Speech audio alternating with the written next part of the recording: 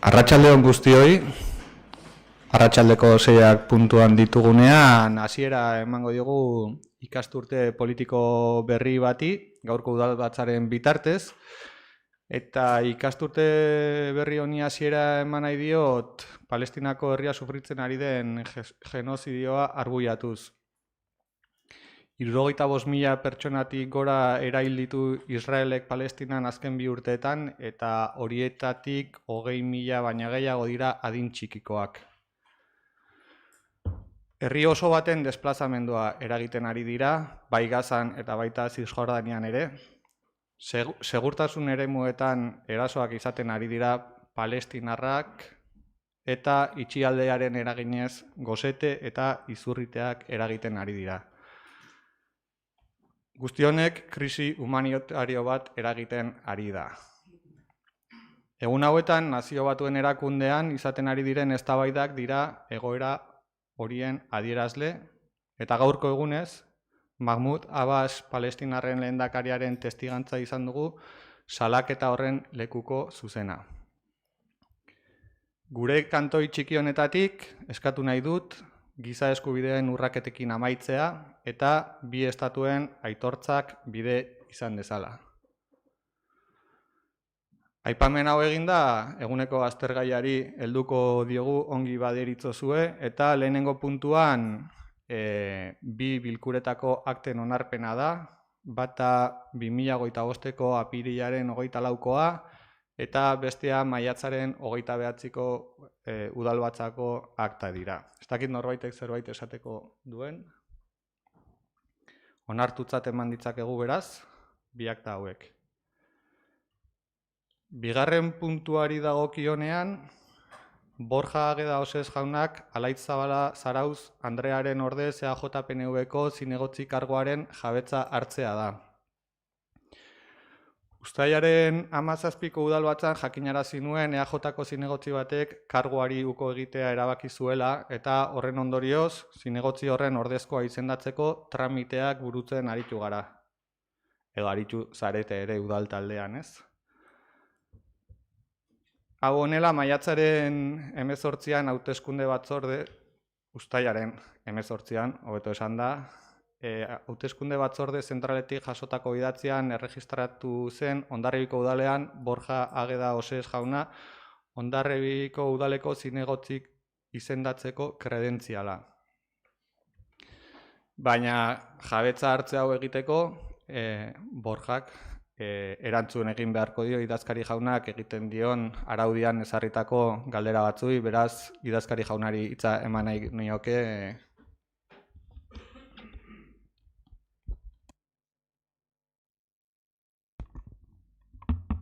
Arratsaldeon.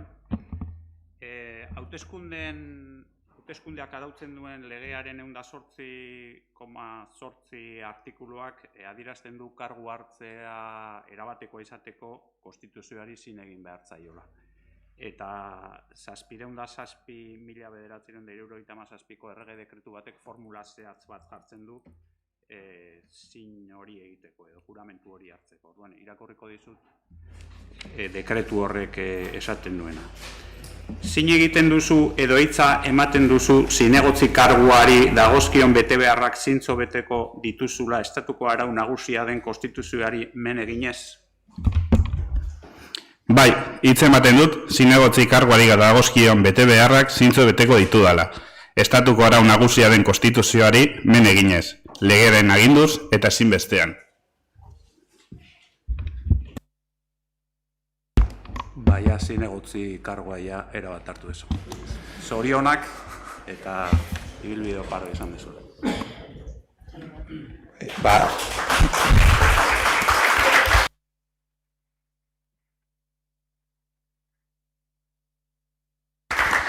Egin behar hauek burututa lehenengo esango dut, maiatzaren 18 esan dudala, gero uztailaren esan dut, eta irailarena da, beraz, zuzenketa hori jasotzea eskertuko nuke, baina egin behar hauek eginda, udalbatzara honetara ongi etorria eman nahi zaitut, eskerrak ere eman nahi dizkizut, izan ere hemen jarduteko konpromisoa behar da, herriarekiko konpromisoa behar da, eta adierazi duzun konpromiso horrengatik eskerrak eman nahi dut eta ibilbidea oparoa izan dela bai zuretzat maila pertsonalean baita udalbatza honentzat ere. Eta zerbait esateko nahia asmoa edo gogoa baldin baduzu, zure litzateke hitza. Oso ondo, beraz, kargu hartze hau eginda, ongi baderitzozue, jarraituko dugu gai zerrendarekin, 3. puntuan, Hondarribia lan...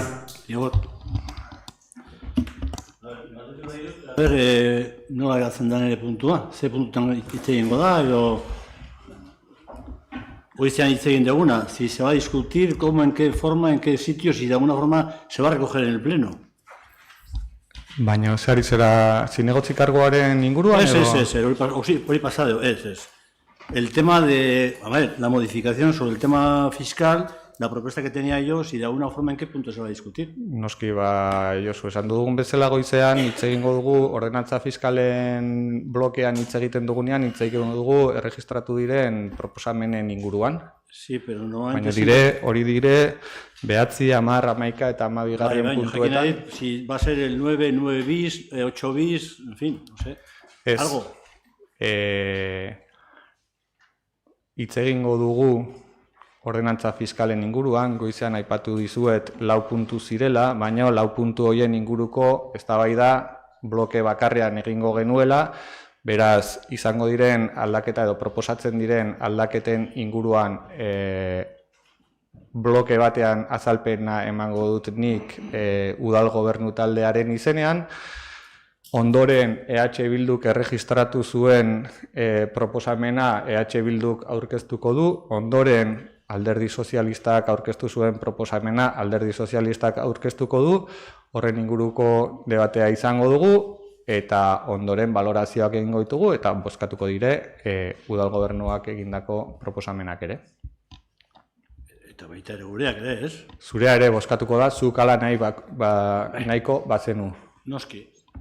Zure proposamena bozkatuko da, proposamen A, esan dudan bezala, proposamen bat delako erregistratu dena. Ados?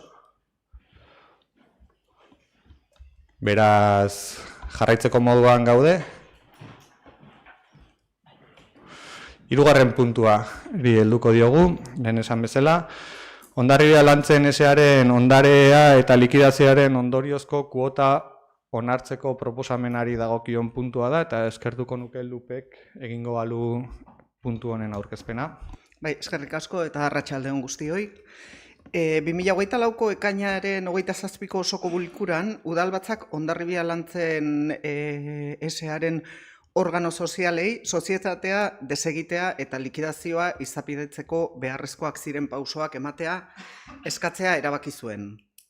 Barkatuko didazue, baina erderara pasatuko naiz erosogo sentitzen naizelako. La decisión adoptada por el Pleno se basó en un criterio objetivo, ya que la auditoría externa realizada a las cuentas de la sociedad de 2023 determinó claramente que se encontraba en una situación de disolución en base a lo dispuesto en la Ley de Sociedades de Capital, y que la única manera de solventar esta situación era volver a utilizar recursos del ayuntamiento para regularizarla y garantizar su viabilidad. Es decir, la sociedad se encontraba en una situación de no viabilidad. Pero esto no es todo. Hondarribia Lantzen, creada en 1992, ha sido una sociedad que en los últimos 25 años se ha alejado de su objetivo fundacional, que principalmente era la promoción urbanística. Es una realidad que en sus primeros años de existencia se dedicó a su objeto fundacional, llevando a cabo varios proyectos de promoción de vivienda de protección pública, las promociones del Puntal y de Rebellín, y la construcción del Polideportivo Hondartza.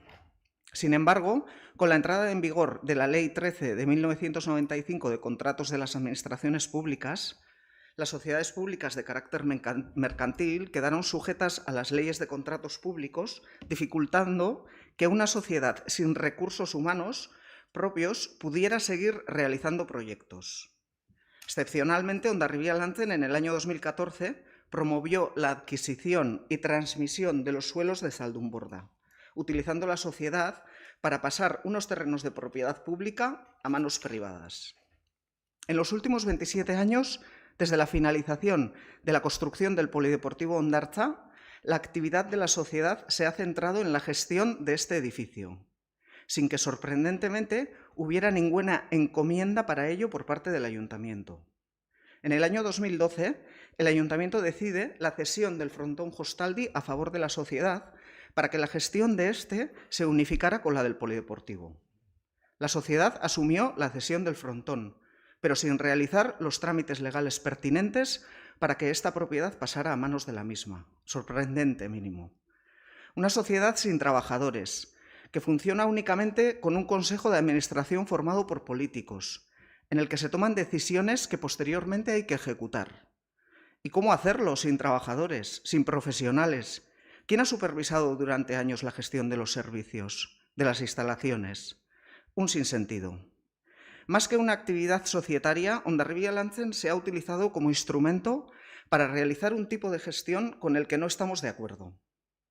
Volviendo al proceso de disolución, una vez recibida la solicitud del Ayuntamiento, se procedió a cumplir con los pasos legalmente establecidos para materializar la disolución, entre ellos la preparación de la documentación necesaria para tramitar la misma. Hemos tardado casi un año en poder presentar el balance y el informe necesario. Nos encontramos que no había un inventario de bienes y derechos, por lo que hemos tenido que realizar un trabajo arduo de análisis e investigación para obtenerlo, detectando en este proceso situaciones enrevesadas, que ahora no voy a detallar.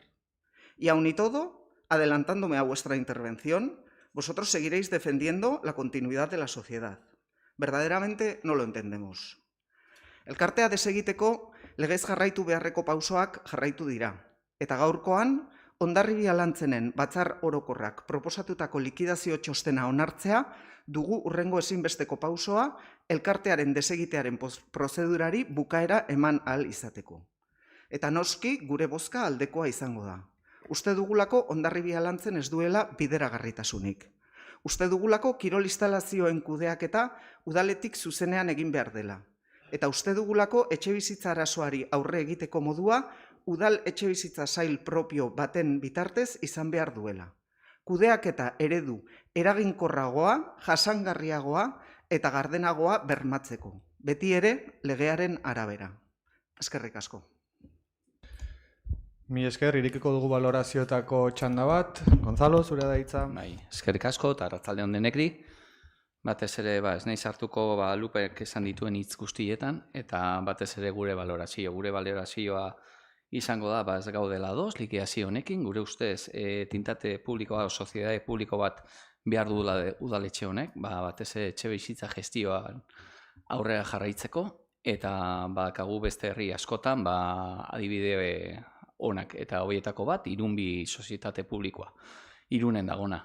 Harren arira, sakan personala Hondarribia Lantzen argi dago, baina estatutotan bai jartzen du, ahalko zela sortu plazako horiek. Eta beraz, gure ustez, ezin dugu likidatu formalki sozietate publiko hau, eta ez izan irtenbideak, ez izan aukerak, ez departamenturik, eta ez deus ez. Momentuz ez daki deus ez. Segertatuko den kiroldegiarekin, segertatuko den daskan ondasunekin Hondarribia Lantzen, eta elkarte hori edo entitate zail hori noiz sortuko den. Eta beraz ezin dugu onartu, alternatibak ez daudelako. Gure ustez, sozietate publikoak ondo jarrita eguneratzen eta gauz guzti horiek, positibo izango zen, gure nahi dugun etxe bizitzarako nahi ditugun erronkak aurrera emateko. Eta horren gain, gure bozka kontrako izango da, eta nahi duguna da, sozietate publiko bat, etxe bizitza kudeatzeko. Etxe bizitza eta udala dazkan ondareak eta lurrak. Horretarako, da gure helburua eta horretarako prese egongo gara laguntzeko. Hemen udaltale bagea eta udalbatza honek denon artean aurrera eta behar dugu etxe bizitzan arazoa. Eskerrik asko. Mi esker, bai, Josu, zure da hitza. Bueno, este es un tema que, tiene sus contrasentidos. Efectivamente, Hondarribia Lantzen es una entidad que yo creo que quizás pues no tenía demasiado sentido en la medida que simplemente se dedicaba al tema de la gestión del polideportivo. Eso es así de claro. Pero en todo caso, yo creo que había una filosofía y hay una vía de interés por parte incluso de este ayuntamiento de que, bueno, una cosa era el tema del polideportivo, que había que sacarlo donde Herribia Lantzen, pues con una entidad como ayuntamiento propia, un servicio propio, con sus tasas. Efectivamente, yo creo que es una discusión que hemos tenido a lo largo de estos años en los debates y todo el mundo estamos de acuerdo. A ver, yo creo que me sorprende también de alguna forma por parte de Agotzanik de repente se cambie también de posición. Bueno, yo recuerdo que hace 4 o 5 años hubo una moción presentada por todos los grupos políticos en el cual estábamos de acuerdo en que de alguna forma desglosáramos el tema del polideportivo, lo sacáramos y lo pusiéramos al ayuntamiento y que Hondarribia Lantzen transformara, modificáramos los estatutos y que fuera una entidad pública. Y aquí se votó y todo el mundo estaba de acuerdo. Lo que pasa es que luego, con el tiempo, bueno, pues al final el equipo de gobierno ha decidido liquidarla. Pero yo simplemente constatar que en un momento determinado sí estaba encima de la mesa la continuación de Hondarribia Lantzen, no en la filosofía que había ahora, pero sí con criterios diferentes. Y eso fue defendido por vosotros. Y ahora, de repente, vamos por ahí. Yo creo que yo no sé cuál es la situación está en el que en este momento entidades públicas funcionan, sobre todo para el tema de gestión de la vivienda. Es una apuesta que de alguna forma tarde o temprano habrá que hacerla, pero no solamente el tema de la vivienda, sino incluso toda la gestión, todo el tema de las viviendas turísticas, toda esta filosofía, todos estos elementos que están surgiendo, en este momento habrá que de alguna forma gestionar y sobre todo la cercanía con los ciudadanos de cara a las preguntas, a los alquileres, a lo que habide. Y eso requiere una entidad. Yo no sé, yo creo que Hondarribia Lantzen podría haber jugado ese papel, cosa que ya no lo hemos finiquitado. ¿La apuesta puede ser a través de otra entidad municipal? Pues no puede ser. Pero yo creo que no hubiera estado mal el haber continuado. Pero con esa filosofía, no solamente para gestión del polideportivo. Ese es el criterio. Eso es lo que hemos defendido de estos últimos 4 años, o muchos años, incluso vosotros. En lo cual, bueno, ahora lo liquidamos y yo en todo caso, como no hay una alternativa en este momento encima de la mesa, no puedo votar a favor. Simplemente. Eskerrik asko, ez dakit, Bilduren izenean, Garoa, zure da hitza. Bai, kaixo, narratsaldeon, eta bueno, lehenik eta behin ere ongi etorria Borjari, bai. Guk ere keinu bat egoerak eskatzen dolako, denok ez, Palestinako herriaren alde, herri ukatua eta herri zapaldua, eta gurea ere den bezala, eta horretik gaur ere badirelako 40 urte, Monbar hotelean hil zituztelako ere 4 euskal herritar. Bueno, memoria eta gertaera triste guzti horien inguruan, gaur udalbatza honetara, eta esan duzun bezala gure kantoi txiki honetara, gaur egun pozgarria dela ulertzen dugu EH Bildutikan, azkenean Hondarribia Lantzen sozietatea likidatuko delako, eta beraz Hondarbitarren diruakin ordaindutako ondasunak Hondarribiko udalaren izenea izatera pasako direlako, ez? Trastelekuak, garajeak, kiroldegia, hostaldi, frontoia, lokalak, txostenean agertzen den bezala, balio kontablearen arabera, 3.720.000 euroko balioa duten ondasunak. Esan den bezala, Hondarribia Lantzen sozietate publiko bat bada, langilerik gabekoa, 27 urte luzez jardunean ibilitakoa, udaleko dirua, Hondarbitarren dirua, bertatik kontrolik gabe ordainketak egiteko erabilitakoa. Azkenean, egia da, prozedura uste baino luzeagoa izan dela, azken finean, erregistroak eta etzaudelako, eta etzelako argi jakin, zertzegoen Hondarribia Lantzenen izenean. Baina, gaur iritsi da eguna, likidatzeko eguna, Hondarribiko udalaren jabetzara pasatzeko ondare hoiek, eta nik uste du detaile bat ere pasa dela, Lupek aipatu duen bezala, legeak derrigortzen zigun dagoeneko erabaki bat hartzerakoa. Eta nik hasieratik oso gogoan daukat idazkari jaunak berak esan zigun egoera, gu zinegotzi bezala, ze ardurakin jokatzen ari ginen sozietate horren aurrean.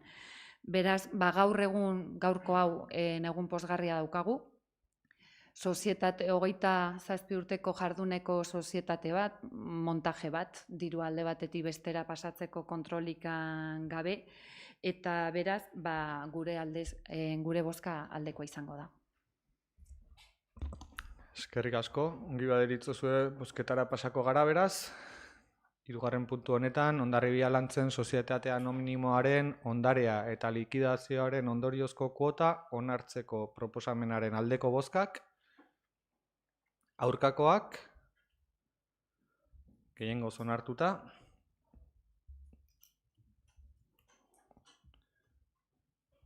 Laugarren puntura pasako gara, ikastetxe eta udal eraikina garbitzeko eta desinfektatzeko zerbitzuaren kontratua luzatzeko proposamena da. Testuinguru txiki bat egiteko aipatu nahi nuke, 2021 urteko abenduaren 29an sinatu zuela Hondarribiko udalak ISS Facility Services enpresarekin udal eraikinen garbiketa lanak burutzeko zerbitzuaren kontratua, eta kontratu horrek jasotzen zuen zerbitzuaren iraupena urtebetekoa izango zela, 4 urteko luzapena egiteko aukerarekin, bakoitza urtebeteko iraupenekoa. Hau izango litzateke 4. urtea luzapena egiteko aukera, eta gaur proposatzen dena da legezko epearen barnean kontratuaren beste urtebete luzatzeko aukera hau balioestea. Ez dakit azalpen gehiagorik behar den, edo zerbitzuarekin mantentzeko proposamena da. Balorazioak? Bai, Kalixa? Eskerrik asko, alkate jauna, arratsaldeon guztioi. Ongitorri Borja, eskerrak eta sorte on. Alkateak esan duen bezala, 4. puntu honetan ikastetxe eta udal eraikina garbitzeko eta desinfektatzeko zerbitzuaren kontratua luzatzeko proposamena. Aurreko puntuan Josuk egin du historiko bat, pixkat atzera begira, eta guk ere memoria ariketa bat egingo dugu. Alkateak esan duen bezala, 2021ko abenduaren 2an, 6. puntuan, pleno honetan, onartu egintzen plegu hau. Aktaren zati bat irakurriko dut, 2021koa, un acta de 2021. Hasiko naiz esaten, gure iritziz, udal eraikina garbitzeko lanpostuak, lehen esan dudan bezala, udal langilez jorratu beharreko lanpostuak direla. Guk ez dugu sinisten subkontratazioan funtzionamendurako ezinbestekoak diren gaietan. Eta udal eraikinak garbitzea ezinbestekoa da udalak funtzionatu ahal izateko. Beraz, guk udal langiletzat ditugu garbitzaileak. Guk dena den eta joko dut ikuspegi filosofikora, ez dugu subkontratazioan sinisten ezinbestekoak diren lanak egiteko. Guretzako udalaren funtzionamendurako ezinbesteko lan guztiak udal langilez hornitu behar dira. Eta hasieratik aipatu dut, subkontratazioaz abusu egiten dela eta iruditzen zait, hau dela adibide garbi eta esanguratsu enetako bat, nola badauden bai udal eraikinen garbiketa zerbitzua, baina baita beste hainbat zerbitzutan ere eskaintzen direnak udaletxe honetan eraikinenen bertan. Udalaren materialarekin, bera subkontratatzeko joera dagoela eta guk aldiz horren kontra egiten dugu. Uste dugu udal langilego propioz hornitu behar direla horrelako funtzioak. Alkate jauna ezagutuko duzu, zati hau. Hau da zu oposizioan zinenean eta askotan agutzen hitzek erabiltzen zuen diskursoa. Municipalizazioaren alde, subkontrata gehiegi egiten zela, eta deigarria da, 2022ko urriaren 27an, iraiatik hasita bizi genituen azter gogor batzuk. Batzuk hemen ginen udaletxe honetan, eta gogoan dakagu greba hura, ikastetxeak nola zeuden, aurrak tarte, nik hezkuntza zinegotzi nintzen garai hartan, bilera asko egin ziren, politika gintzan gaude eta logikoa denez, eztabaidak, adierazpenak, diskurso ezberdinak egon ziren garai hartan, baina garai hartan guk arduraz jokatu genuen, EAJak arduraz jokatu zuen, eta ekarri zuen plegura berriro berritzera, lehenengo prorroga egitera, beharrezkoa zela zerbitzua eskaintzeko. Bertan bera gelitzen bazen, ez zegoen zerbitzurik, abendutik aurrera. 2023an bigarren prorroga bat ekartzen da, kasu hontan ja Abotsanitz aginpean. Abotsanitzek 2021ko urriaren 27an boto partikularra aurkeztu zuen ere bai. Egia da, greba zegoela, COVID-19aren neurri bereziak, egoera zen bat ere erraza, ez guretzat, udalean ginen zinegotzientzat, lau alderdiko zinegotziak hemen ginela, eta benetan, nik uste dut, garai hura gogorra izan zela, eta zorionez greba bukatu egin zen. 2023an beste prorroga bat, Abotsanitzek dagoen gobernutik aurrera, eta 2024an berriro beste prorroga bat. Gaurkoan dugu 3. prorroga bat. Y el discurso de Abotsanitz en esta sala y en medios ha sido siempre en favor de la municipalización de muchos servicios básicos. Es llamativo que después de 2 años y medio, 3 años, pues todavía no hayamos conocido nada sobre municipalizar ciertos servicios. Que lógicamente cada uno tiene su discurso y su filosofía, como decía Igor en aquel primer contrato en 2021, ¿no? Orduan, no creemos en la subcontratación, pero seguimos prorrogando un pliego que se aprobó, como digo, en 2021. Beraz, hori, oposiziotik diskurso bat zegon, zenbait mezu bidali ziren, creando, ilusión o un discurso diferente, y en la política es importante la coherencia. Y es llamativo que después de 3 años se vuelva a traer una prórroga de una prórroga, totalmente legal, ahí no entramos, pero sí nos llama la atención un poco el discurso, que cuando, lógicamente, desde allí se ven las cosas de una manera diferente a cuando se está gobernando, ¿no? Areto honetan entzun izan dugu hitzetatik ekintzetara. Bueno, ¿cuándo va a haber acciones sobre la municipalización de ciertos servicios? Porque, claro, se hablaba de jardineros, se hablaba del servicio de Liburutegi, se hablaba de los trabajadores del polideportivo. Han pasado casi 3 años, 2 años y medio, y todavía no vemos resultado. Ez dut espero autokritikarik, pero egia da, argi geratzen dela diskursoa oposizioan edo agintean ez dela berdina, edo guk horrela sentitzen dugu behintzat. Donde dije digo, digo Diego. Hala ikusten dugu. Gure bozka abstentzio izango da. Eskerrik asko. Mila esker. Beste valoraziorik? Ez?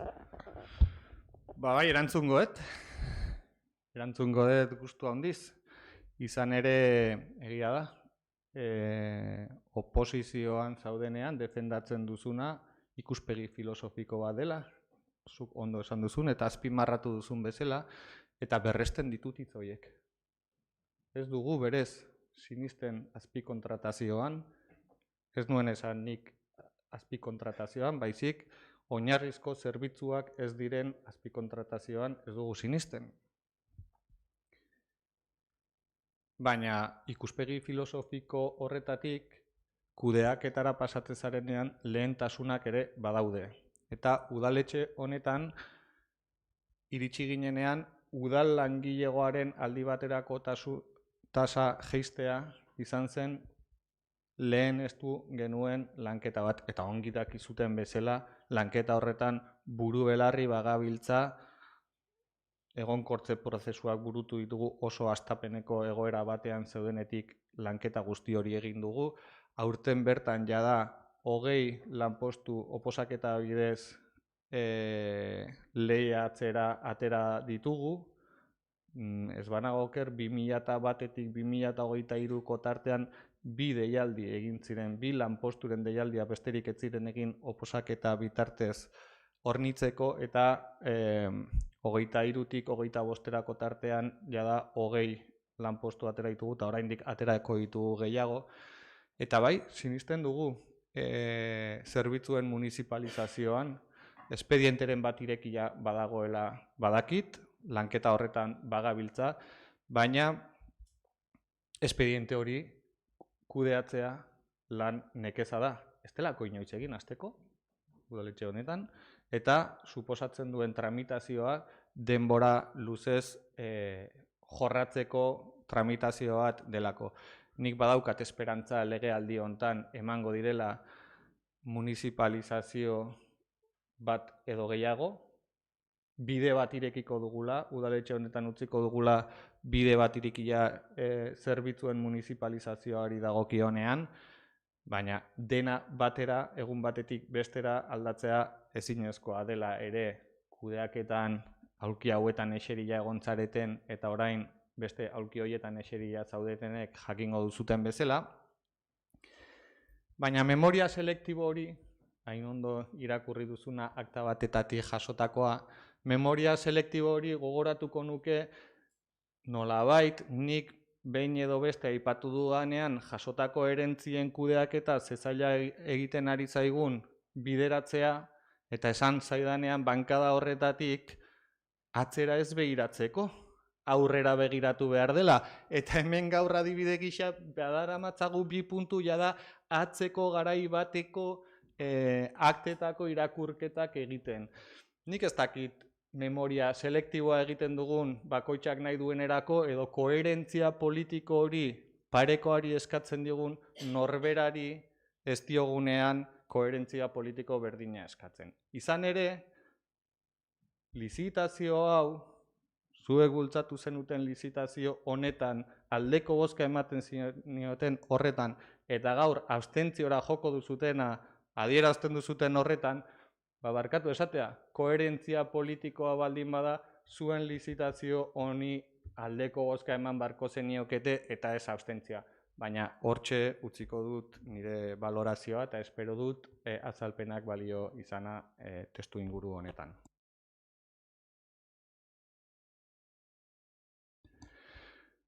Ongi badiritzozue, laugarren puntu hau ikastetxe eta udal eraikina garbitzeko eta desinfektatzeko zerbitzuaren kontratua luzatzeko proposamenari aldeko bozka, kontrakoa, abstentzioa, gehiengo onartu da beraz.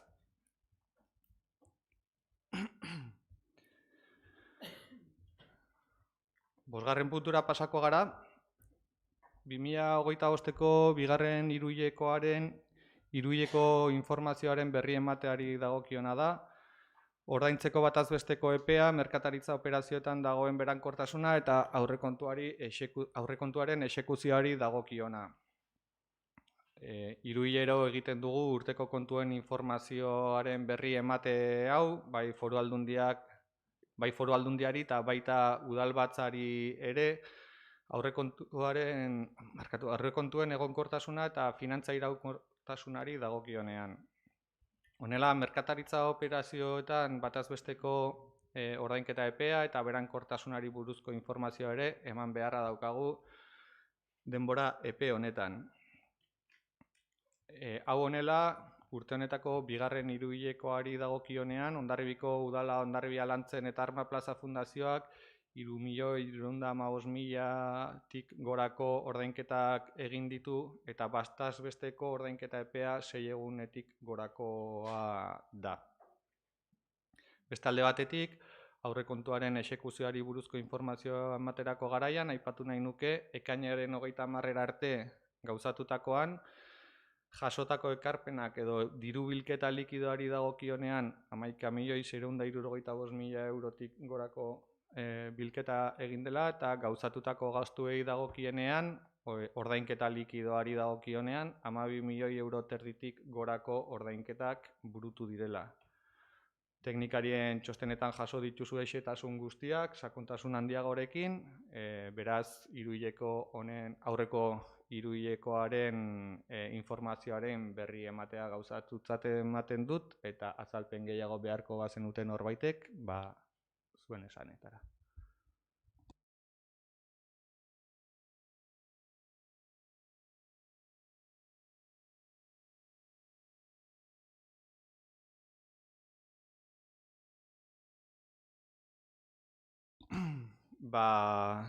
Seigarren puntura pasako gara. 2024-2026 ekitaldietarako Hondarribiko Udalaren dirulaguntza plan estrategikoaren aldaketaren onarpen dekretuaren berri ematea da. Ondoren emango diren dekretuen berri ematean, dekretu hau bera ere badago, baina iruditu zaigu egokia zela, zenbait aldaketa jaso direlako, dekretu honen xehetasunak nolabait azaltzea. Udalbatza honetan 2024-2026 ekitaldietarako dirulaguntza plan estrategiko bat onartu genuen 2024 ekitaldian, eta plan horrek zenbait aldaketa jasotzen ditu, bai ekitaldietarako aurrekontua jasotzen denean, edo urtean zehar ematen diren aurrekontuen aldaketen kasuan ere. 2025 ekitaldian zenbait aldaketa eman direla kontutan izanik, 2257 dekretu zenbakiaren bitartez dirulaguntza plan estrategikoaren eguneraketa bat egin da. Alde batetik, formatuari dagokionean jaso dire aldaketa batzuk, hala nola aurkide bat ezarri da eta ulertzen dugu honela modu errezagoan eta ulergarriagoan jarraitu daitekela dirulaguntzen plan estrategiko hau. Sailen batean ere sail bakarretik bi sailetara pasatu da ere helburu berdinakin ulerte errezagoa izateko eta onuradunak izan daitezken horiek ere modu zehatzagoan jaso ahal izateko plan estrategikoan jasotzen diren informazio horiek. Eta beste alde batetik, 2025 ekitaldian egin diren aurrekontuen aldaketen dirulaguntzen egokitzean jaso diren kopuru berriak ere jaso egin dira. Hau da, onartu genituen zenbait dirulaguntza berri kreditu aldaketa bitartez jasotzea eta dirulaguntza berri horiek ere jaso dira dirulaguntzen plan estrategiko honetan. Dekretuan, dekretua bera ez dago soluzea, baina dokumentu gehigarrian dago dirulaguntza plan estrategiko berria eta nahiko mardula den dokumentu bada, baina aldaketa guzti horien informazio zehatza jaso duzue bidalitako dekretu horretan, eta baita dirulaguntzen plan estrategikoaren testu osoa ere. Ez dakit azalpen gehiagorik behar den, edo berri emango dugun 6. puntu hau. Berri eman da, pasako ginake 7. puntura. Eta 7. puntuan kreditu gehigarrien aldaketarako espedientea onartzeko proposamena da. Hau da, aurrekontuan jasota daukagun kreditua handitzeko proposamen bada eta proposamen honek erantzuten dio udal langilegoaren lansarien igoera bat onartu zuela udalbatza honek bere garaian, baina urte hasieran pertsonalerako jasotako aurrekontuan ez zegoen aurreikusia lansarien igoera hori.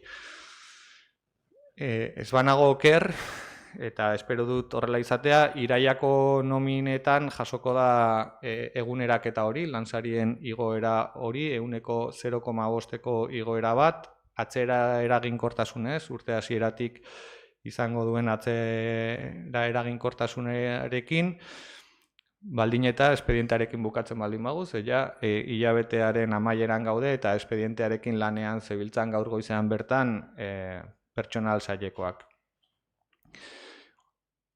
Bestalde, baita ere jaso da udalangilegoak berdintasun sailetik sustatutako hainbat formakuntza, emakume eta gizonezkoen berdintasuna bermatzearen ikuspegitik. Uste dugu udal honen eguneroko jarduenean aukera eta tratu berdintasuna bermatzeko eginiko formakuntza izan dela eta formakuntza hori ere ez zegoela urte hasierako formakuntza planean jasota eta zuen kopuruagatik formakuntza planean jasotakoa gainditzen zuenez, beste kopuru bat ere txertatzea proposatu da.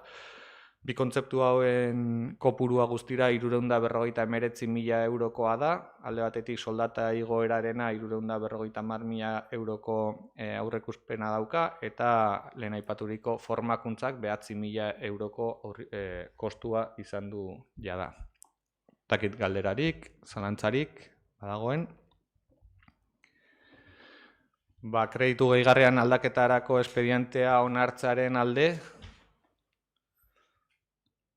Aho batez onartua.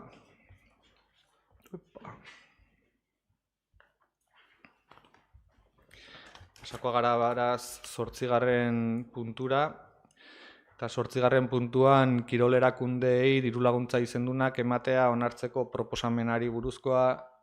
Lupe Kirol zinegotzi bezala, mesedez, eskertuko nizuke, azalpena emango zen. Bai, noski.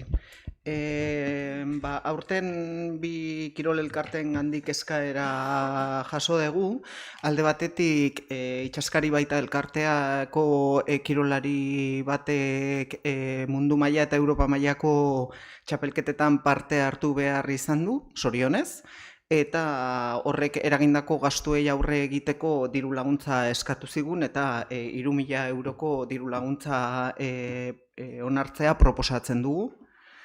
Eta bestaldetik, futbol elkartea, Hondarribiko futbol elkarteak urtero jasotzen duen diru laguntza izendunean, egokitzapen, denboran egokitzapen bat egitea eskatu ziguten.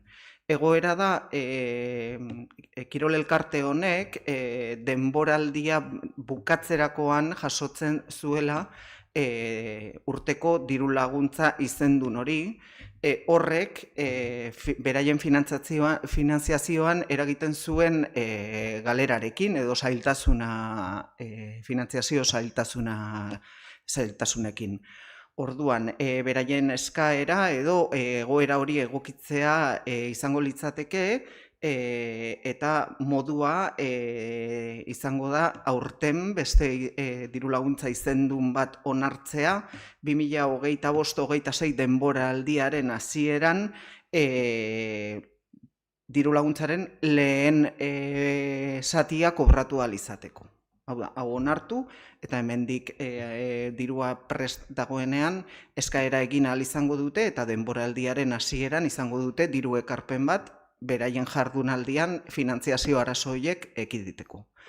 Hori izango litzateke planteatzen dugun bigarren diru laguntza. Hori da guztia. Galderarik, valoraziorik, aurrera. Bueno, begi honez ikusten dugu gure valorazioan. Batez ere ondo ikusten dugu, kirol klubak beraien emaitzak izatea, gure kirolaria, gure herriaren izena kanpora ematea, mundu mailera eman digun moduan neska honek. Eta horren esker, guk prest beti, ne ustez, udaletxe honek, diru laguntza horiek emateko. Batez ere, bidei gasto guztiek horiek aurrera eramateko. Eta gero futbolekoare begi honez ikusten dugu, ondo justifikatua da honez, eta hemendik animatzen ditu beste kirol kluei, behar dutenean kirola egiteko eta beraien gastuak sufragatzeko diren kantitateko horiek, ondo justifikatua baldin badaude, guk hemen egongo garela, udaletxe honek egongo garela, hau batez ere, diru laguntza guzti horiek aurrera emateko. Gure boska aldeko izango da. Eskerrik asko, beste valoraziorik. Bozketara pasako gara beraz, kirol erakundei diru laguntza izendunak ematea onartzeko proposamenaren alde. Aho batez onartua.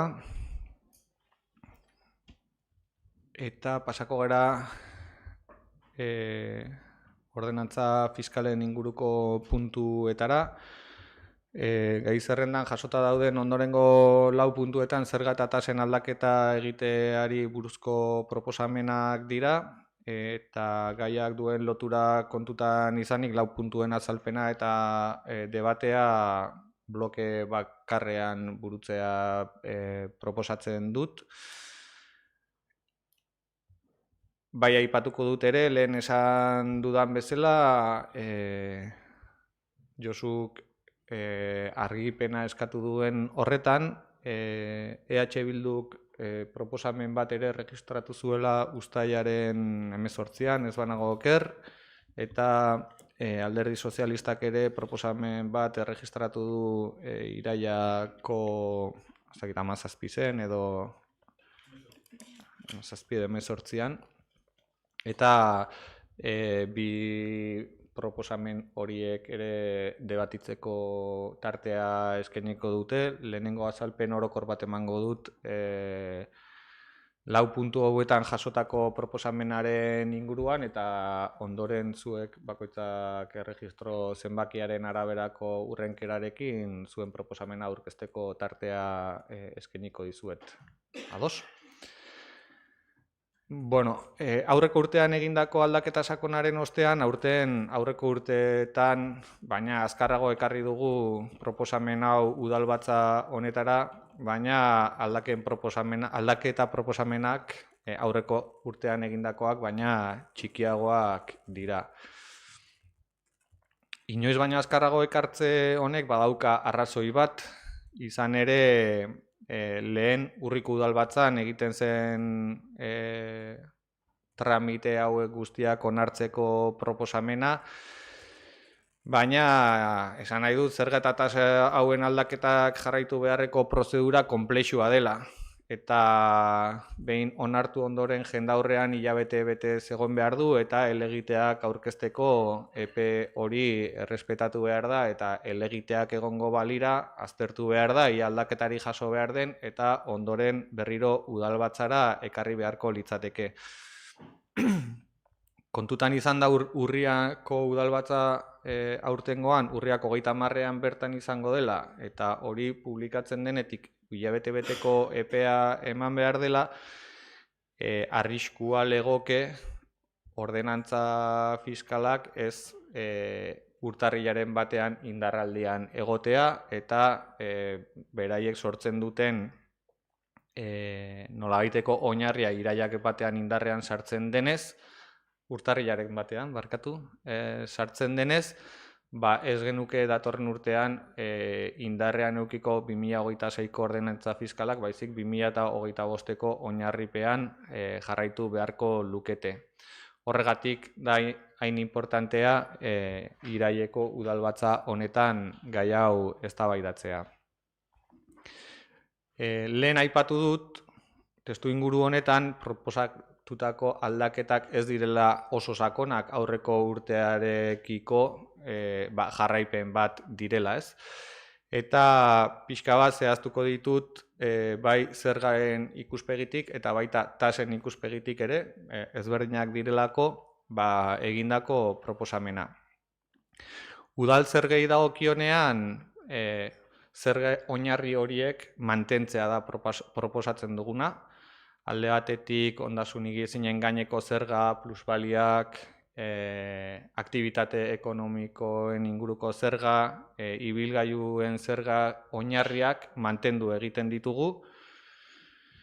Eta hemen gertalitekeena da herritarrek aurreko urtea baino kopuru handiagoa ordaindu behar izatea, baino ez zerga oinarriak aldatu direlako, baizik eta zerga horiek ordaintzen dira balio katastral baten araberako portzentaia batzuetan. Eta balio katastralaren inguruko aldaketa ez da udalak egiten duena, baizik foru aldunditik egiten den aldaketa bat izaten da, eta normalean urtero katastro balio horiek KPI-aren arabera igotzen dituzte. Beraz, gure proposamenean, zergei dagokionean, zerga oinarriei dagokionean, ez da aldaketarik egongo, baina bai pare bat zuzenketatxo edo aipatu nahi nituzke zergen ikuspegi horretatik. Eta bi aldaketa horiek bata da ondasun higiezinen gaineko zergari dagokionean, hau da etxebizitzen eta beste ondasun batzuk badire, baina orokorrean etxebizitzen inguruko zergari dagokionean, bigarren erabilerako etxebizitzei aplikatu beharreko errekarguan bai aldaketa bat egitea proposatu dugu. Aurretik 175ko errekargua zegoen horretatik 100era igotzeko proposamena ekartzen dugu. Aurreko urtean proposamen honen inguruan ere eztabaidatzen aritu ginen, baina 175ean gelditu zen eta aurten 100era igotzeko proposamena ekartzen dugu.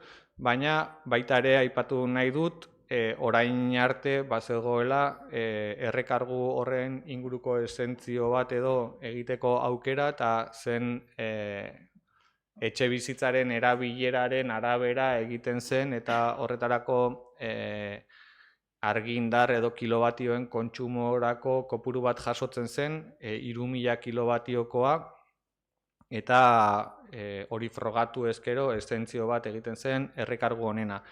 Bai proposatzen duguna da, 3.000 kilobatiotik 1.000 kilobatiora jeistea esentziorako erabileraren ziurtagiri hori, izan ere uste dugulako errealitatearekin bat egiten duela erabilera eta argindar kontsumoaren, gaur egun ohikoak diren argindar kontsumoaren ikuspegitik.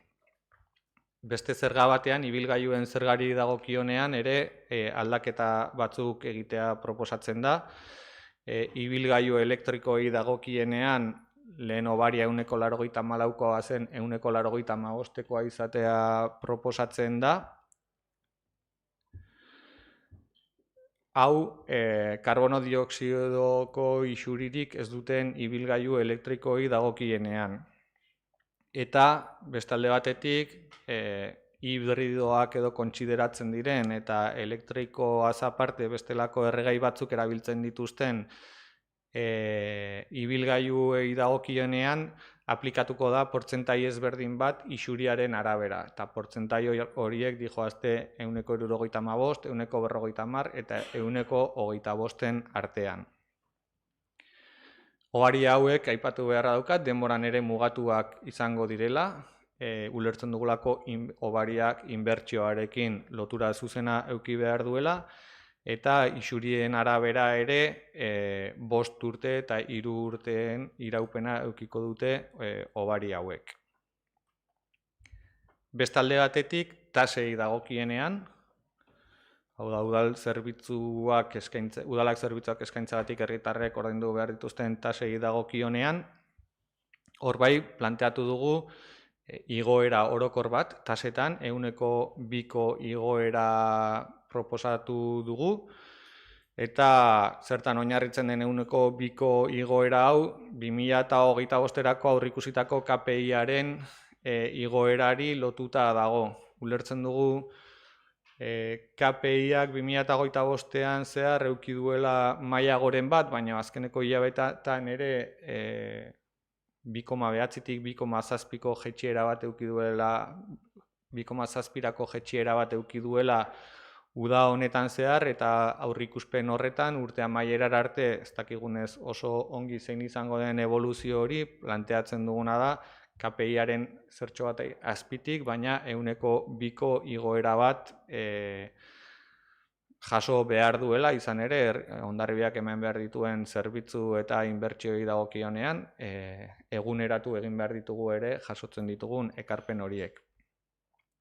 Eta espezifikoki ere aipatu nahiko nuke, tasen inguruan jaso dugula baita ere beste aldaera bat, eta hau lotuta dago oposaketa deialdiak, lehen aipatu dugun oposaketa deialdiak burutzen ari garen honetan, jabetu gara guk ez daukagula oposaketetan izen emateagatik inolako tasarik ordaintzeko arau biderik, eta neurri batean deialdiak egin ditugun horretan jabetu gara badaudela zenbait oposaketa 600 hautagaietik gorako prozedurak burutu behar izango ditugula, eta noski horrek zenbait zailtasun ere eragin dizkigula. Ez daukago adibidez herrian horrelako prozedura bat egiteko azpiegiturarik, eta beste herri batean azpiegitura alokatu behar izango dugu,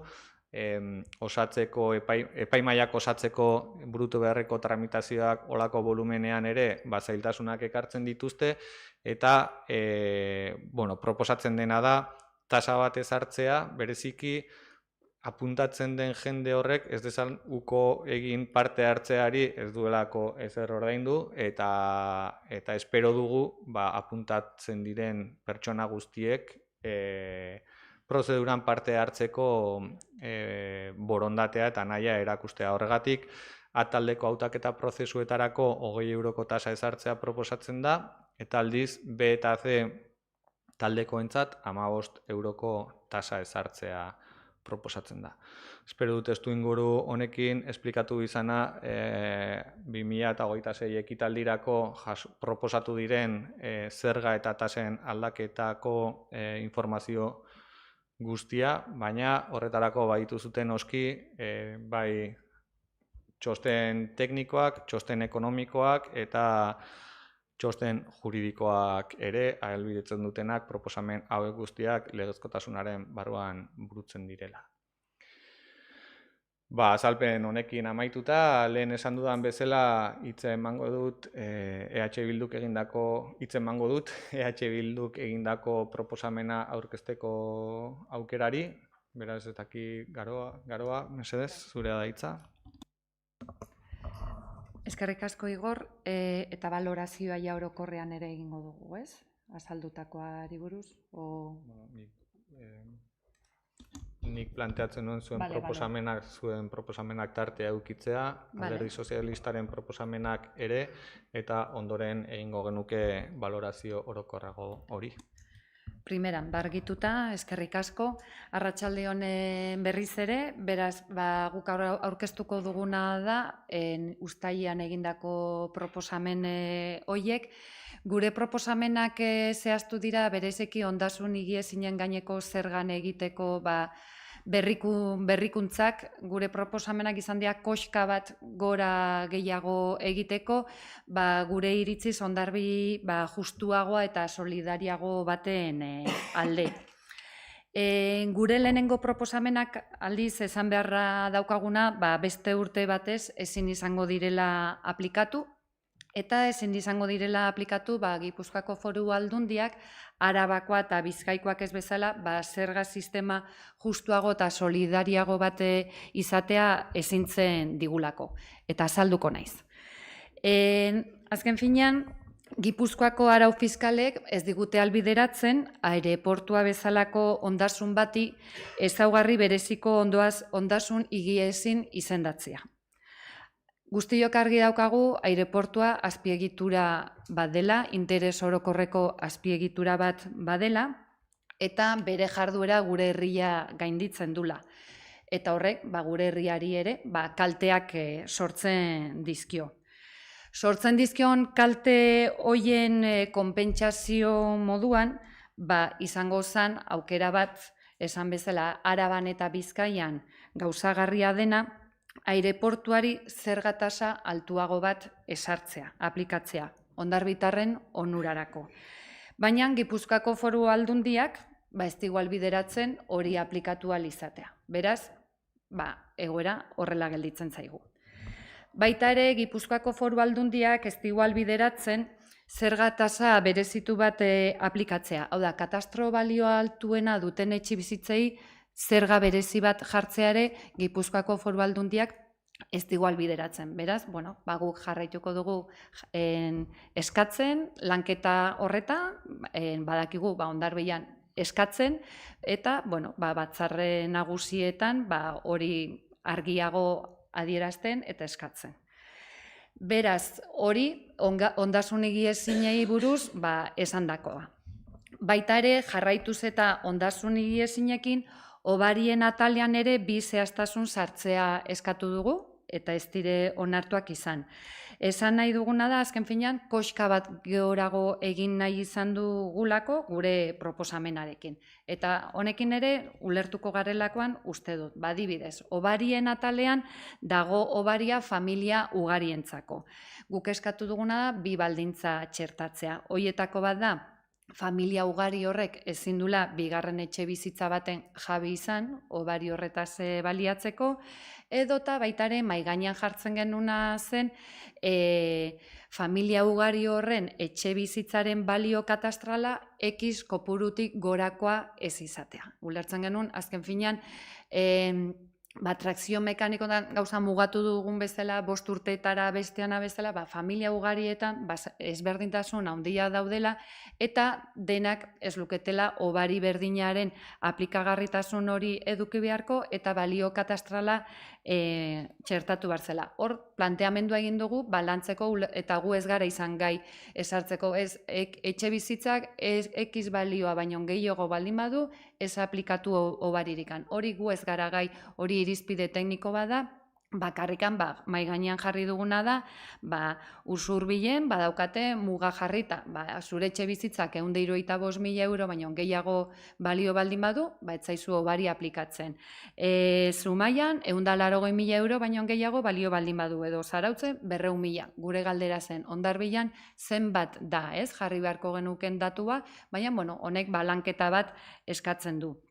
Eta gero ere etiketa energetikoarekin lotuta eskatzen genuen ere baldintza txertatzea. Etxe bizitza hori ohiko etxe bizitza izatea eta baita ere etxe bizitza horren balio katastralan ere muga ezartzea. Beraz esan bezala gure proposamena zihoazen ondasun higiezinaren gainean zerga horretan beste koska bat aurrerago egitea, justuagoa eta solidarioagoa izateko. Eta ondasun higiezinakin bukatuz, obarietaz hitz egin dut, orain izango zen errekarguen atalean gure proposamena zen ohiko etxe bizitza ez direnei, errekargu hori 100% pasatzea, eta hori bai izan da onartua. Beraz hori da guk mahai gainean jarri genuna uztailean. Eskerrik asko. Mi esker, orain alderdi sozialistaren txanda izango litzake. Josu, zure da hitza. Bai, bueno. Arratsaldeon eta ongi etorri zinegotzi berriari. Desde nuestro punto de vista, lo que de alguna forma se nos plantea en lo que es en los impuestos y que se nos ha planteado es que entendemos que esta es una política fiscal reiterativa, continuista, recaudatorio y poco ambiciosa. El PS de Hondarribia lamentamos nuevamente la política de este equipo de gobierno sobre las políticas fiscales en el municipio de Hondarribia. La falta de transparencia sigue siendo la tónica dominante de este equipo de gobierno, a pesar de estar manifestando permanentemente sus políticas de participación nunca más lejos de la realidad. Para botón de actuación nuevamente en el recorrido y sus compromisos en el tratamiento del procedimiento a la hora de poner en práctica la política fiscal para el año 2026. Muestra de esta falta de coherencia en los que nos presenta un calendario de trabajo, un plan de acción con unas fechas determinadas. 15 de julio se dice que la entrega del Departamento de Tesorería, donde dice que las propuestas tienen que ir acompañadas de un memorial técnico-económico que justifique el importe de las tasas y precios públicos. Y el día 30 de julio, donde se entrega a la oposición el borrador de propuestas de alcaldía. Esta última parte es donde se establece el carácter político, porque la primera parte es el carácter técnico y es el carácter político de la propuesta, con el fin de establecer los precios políticos y el carácter tanto recaudatorio como redistributivo de impuestos y tasas, como no puede ser de otra manera. Pero lamentablemente no lo hay, porque no hay política. Es decir, que aparte de la política, en este sentido, esta fecha del día 30 no se ha entregado. Con fecha 15 de septiembre, se nos entrega por parte del equipo de gobierno la propuesta de modificación de tasas para una reunión con fecha 18 de septiembre, jueves, con el fin de tratar en este pleno día 25. En el pleno, tiempo poco razonable para poder hacer propuestas como en todo caso el Grupo Socialista las realiza y las entrega el 18 de septiembre, como se ve el calendario adjuntado. Es un tema de la importancia con el fin de poder tratar en el Pleno las propuestas que son presentadas y explicadas en la comisión. En la Junta de Portavoces, el Grupo Socialista reitera que tiene interés en tratar los puntos presentados y de poder votar en el Pleno, que bueno, de alguna forma hoy sí se cumple ese elemento. Esta mañana yo tenía mis grandes dudas de esta cuestión, porque bueno, pues que de alguna forma si se había presentado o no y tal, pero bueno, es verdad que de alguna forma hoy se va a cuantificar. Lamentamos esta forma de trabajar de este equipo de gobierno, que nuevamente incumple lo que dice y que conculca todas las formas de trabajo cuando afirma que son partidarios de establecer y acordar, consensuar con el resto de los concejales las políticas del municipio.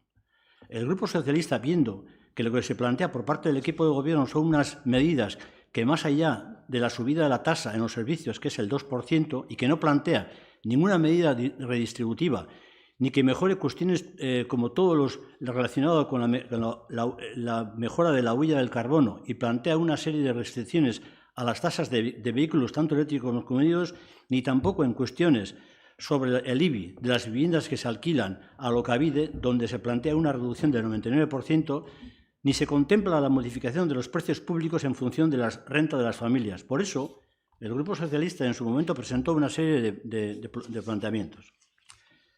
Primer punto. Nosotros lo que planteamos era una bonificación que hasta el 99% de la cuota íntegra del impuesto para los bienes inmuebles, cuyo uso sea objeto de cesión del programa de Gobierno vasco, que es el marco del programa Vivienda Vacía Bizigune, regulado en el decreto 466/2013 del 23 de diciembre, o del programa de intermediación. Esta es una de las propuestas. La segunda propuesta era una bonificación de hasta el 50% de la cuota íntegra del impuesto a favor de los bienes inmuebles en los que se hayan instalado puntos de recarga para vehículos eléctricos. La aplicación de esta bonificación estaría condicionada a que las instalaciones dispongan de la correspondiente homologación de la Administración competente. La bonificación del 50% de la cuota íntegra del impuesto para bienes inmuebles en los que se haya instalado sistemas para el aprovechamiento térmico o eléctrico de las energías provenientes del sol y las energías renovables, y aplicar esta bonificación. Estará condicionado a que las instalaciones para la producción del calor incluyan colectores y sistemas de calefacción agua caliente sanitaria ACS que dispongan de las correspondientes homologaciones por la Administración competente. Este punto lo he metido porque esto en realidad sí aparecía en el 2023. Pero claro, ¿qué ocurre? Que en el 2024 eso se modificó porque se le dio el plazo de 5 años. Es decir, que de alguna forma, a partir de 5 años ya no hay mejora en este sentido. La bonificación del 50% de la cuota íntegra del impuesto para los bienes inmuebles que tengan una etiqueta de eficiencia energética de clase A y B. Estas dos últimas propuestas no son acumulables, manteniendo lo relacionado con las normativas fiscales de 2023 en sus textos, porque en 2023 sí existía esta propuesta. El 24 se modificó dándole un plazo, como se ha dicho aquí, de los 4 años. O 5, bien. Impuestos sobre los vehículos de tracción mecánica. Somos partidarios de mantener las actuales ayudas, tanto en el tiempo como en el porcentaje, porque de alguna forma ha habido unas modificaciones que nos parece que no corresponden.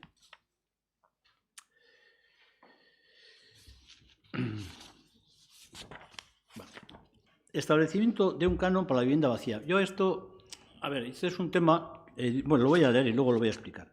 Se trata de establecer un canon recogido en la Ley Vasca sobre Vivienda Vacía de 10 euros por metro cuadrado que sustituye la forma progresiva al recargo que actualmente se aplica siguiendo los criterios de las actuales ordenanzas municipales. Desde nuestro punto de vista, la Ley Vasca de Vivienda Vacía resuelve mejor y con más garantía el parque actualmente de la vivienda vacía y ayuda al alquiler. Esto quiere decir que hasta ahora nosotros estamos aplicando durante muchísimos años los porcentajes de la vivienda, lo que es la vivienda vacía, sobre todo la segunda vivienda, a través del canon, o sea, a través de alguna forma de lo que es el empadronamiento. ¿Cuál es el tema? Llevamos tantísimos años recogiendo, haciendo política de alguna forma de acumulación de lo que es de alguna forma la recaudación, pero el resultado, desde nuestro punto de vista, el resultado en cuanto al tema de la vivienda vacía y para que de alguna forma estimular el mercado para que la gente lo pueda alquilar, pues yo creo que es mínimo. Desde mi punto de vista es mínimo. Entonces, el Gobierno vasco hace 5 o 6 años sacó una ley. Sacó una ley en la cual establecía lo que eran los conceptos de vivienda vacía y al final los recargos se establecían de 10 euros por metro cuadrado aquellas viviendas que verdaderamente eran vacías. Y además había un recorrido, había una inspección, había un continuismo, había unas ofertas que se hacen en este sentido. Yo creo que de alguna forma entiendo que esta normativa es mucho más garantista y que desde el punto de vista de una forma progresiva tendremos que ir hacia esa situación, porque entiendo que es mucho más rentable. En cuanto a la aplicación de los precios públicos, este apartado consiste en la aplicación de diferentes servicios que el Ayuntamiento realiza y que tiene establecidas una serie de cantidades de pago. En definitiva, se trata de algunos servicios culturales de ocio que realiza y deben de tener en cuenta la situación, diferentes ingresos de las familias y en concreto me refiero a los pagos que se realizan en Udaleku, Irekia, Udal Aventura. La propuesta planteada hay una serie de tramos y entonces establezco una serie de tramos que son, pues bueno, a las personas que tienen unos ingresos inferiores al 15%, se aplica el 5%, a los que son del 15 al 23, el 35, 23 al 75. ¿Con eso qué quiere decir?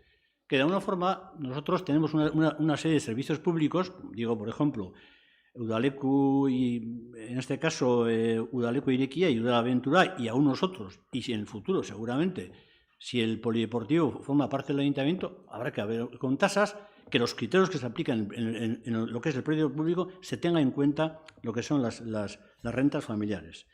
Luego, el tema de las exenciones, aquí hay un tema que, bueno, sí se contempla en el actual equipo de gobierno, que era lo de los 1.000 kilovatios en cuanto de impuesto. Y yo creo que esta es un poco la propuesta que hacíamos nosotros, que, bueno, que está ahí, y entendemos que es una propuesta que, bueno, pues que recoge de una forma algo más ambiciosa todo lo que es la posición que en este momento ha planteado el equipo de gobierno, que es totalmente continuista, lo que yo creo que lo has reconocido tú. Es decir, que en este año lo que se ha hecho es simplemente establecer una serie de criterios sobre tasas, sin ningún tipo de movimiento, hacer unas restricciones y ya hemos finiquitado.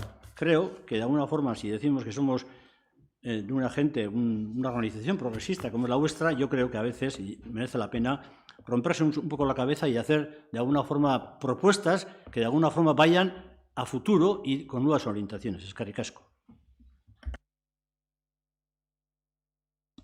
Mi esker, valorazio orokorrak egin aurretik ongi iruditzen bazizue, bozkatuko dugu beraien proposamena baldin eta bozkatzea nahi baldin badezute, edo ez, zuria bai ez? Jasoko dugu bozkatzeko Alderdi Sozialistaren proposamena, ez dakidana da zein proposamen, Josu. Izan ere, erregistratutako proposamenean gaztelerazko bertsioa eta euskerazko bertsioak ez dira berdinak. Orduan, zuri dagokizu ulertzen dut orduan erderazko proposamena izango dela ez, zeren kontinuista den horretan euskerazkoa joan den urteko proposamen berbera da. Orduan, ez dakit hainbeste progresismo aipatzen den horretan, eta formen kontuan. Ez? Bai, baina horregatik errepikatzen duzula zure proposamena ere joan den urtekoa. Orduan, erderazkoa da, ez? Ulertzen dut. Bai, baina, esan nahi du zure erregistratutako hemen formaz ari zarenean zu erregistratzen den dokumentazioan bi proposamen desberdin erregistratzea, uste dut, forma ikuspegi batetik. Besteei eskatzen zaiena norberari ere aplikatu behar zaio. No, el que vale es el del registro, Josu.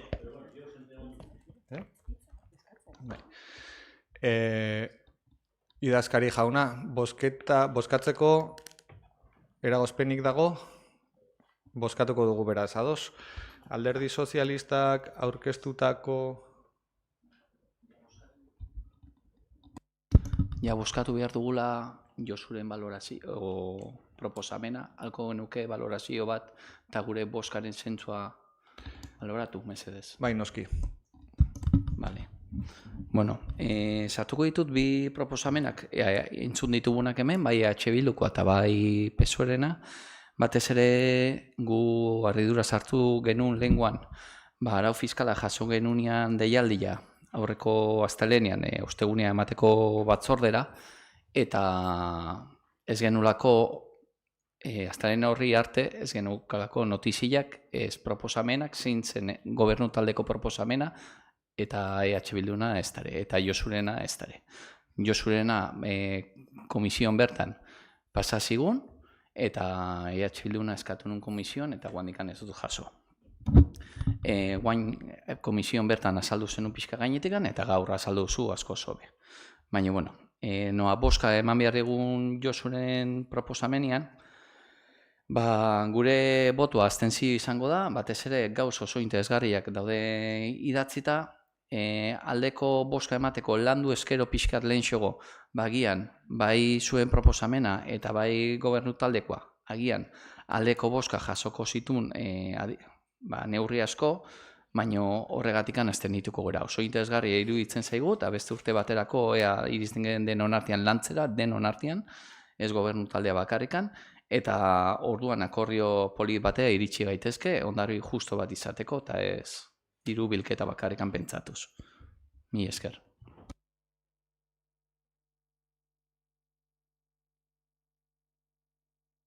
Bai, nik ere alderdi sozialistaren proposamenaren inguruan balorazioa egingo dut bozketa ere justifikatzeko. Eta, aipatu dut, alde batetik bi bersio desberdin direla euskarazkoa eta gaztelerazkoa. Eta hemen egiten diren proposamenetan, adibidez, bizigune programan dauden etxe bizitzen inguruan ondasunik ezinen gaineko obariari dagokionean gure araudia jasotzen du 50%ko obari bat eta 89%koa izatea proposatzen da. Ez dakigu ze eragin ekonomiko globala duen eta horregatik ez dugu begi honez ikusten nolabait. Gero, efizientzia energetikoei dagokien proposamenei buruz bai aipatu nahi dut gurean jasotzen direla efizientzia energetikoa duten inbertsioa egin duten etxe bizitzen gaineko obariak jasotzen dira. Eta zuk aipatu duzun 5 urteko epea hori izan zen aurreko urtean eztabaidagai eduki genuen gai bat. Eta berriro esplikatuko naiz, ze hemendikan eta aurrera begirakoan urtero berdina esplikatu beharko dut, zeren berdina izango da jarriko zaidana. Etxe bizitza berrien kasuan, A eta B kategoriako etxe bizitzak egitea ikuspegi energetikotik legez nahita nahiezkoa da. Beraz, etxe bizitza berri horien kasuan ez du zentzurik legez behartuta daudelako jada egiten direnean efizienteak diren etxe bizitzak egitea. Hori alde batetik. Baina inbertsioa egiten dutenak efizienteagoak izateko etxe bizitzak badute inbertsio horiek kalkulatzerako garaian epemuga bat non egindako inbertsioa nolabait neutralizatzen den aurrezten diren kopuruekin egindako inbertsio horrengatik. Eta joan den urtean hitz egiten egon ginen ez banago oker 7 urteko epean egindako inbertsioa nolabait amortizatu egiten da aurreztatzen denakin. 7 urtetan berariazko amortizazio hori ematen baldin bada, baina guk obari bitartez urtero ere amortizazio handiago bat eragiten baldin badugu horregatik ezarri zen 5 urteko epea amortizazio horri bideratuta dagoelarik. Ez gara udal bakarra noski, hausnarketa hori egin duena eta justizia sozial horretan eta rekaudazioaren ikuspegi horretatik nik uste dut justuena dela baliabiderik ez daukaten horiekin olako inbertsioak egiteko ehuneko zerga ordaindu eta baliabideak dituztenek beraien ondasunik ezinen gaineko zergan etxe berriak diren kasuetan edo inbertsio bat egin dutenean bizi guzirako 50%ko obari hori izatea ez dut uste justua denik. Ibilgailuei dagokionean planteatzen da mantentzea orain arteko portzentaiak eta ezarri dut zein irizpide jarraitu dugun portzentai berriak ezartzerako garaian eta da karbono dioksidoaren isuriaren araberako portzentaiak ezartzen direla proposamen berri honetan. Baina justu zuk egin duzun azalpenean hitz egin duzu nolabaiteko deskarbonizaziorako bidean laguntzeko erabili behar den tresna bat dela. Eta hori da ezarri dugun logika egin dugun proposamenean.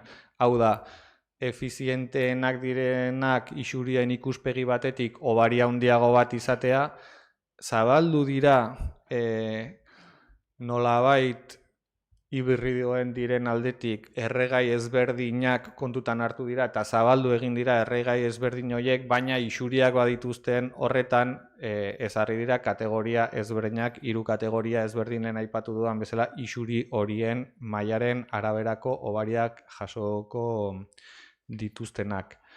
Kanonaren inguruan ez da etxe bizitza hutsen kanona ez da ordenantza fiskal edo tasetan jorratzen den zerbait, beste zerbait da, eta beste espazio batean debatitu beharreko gai bada.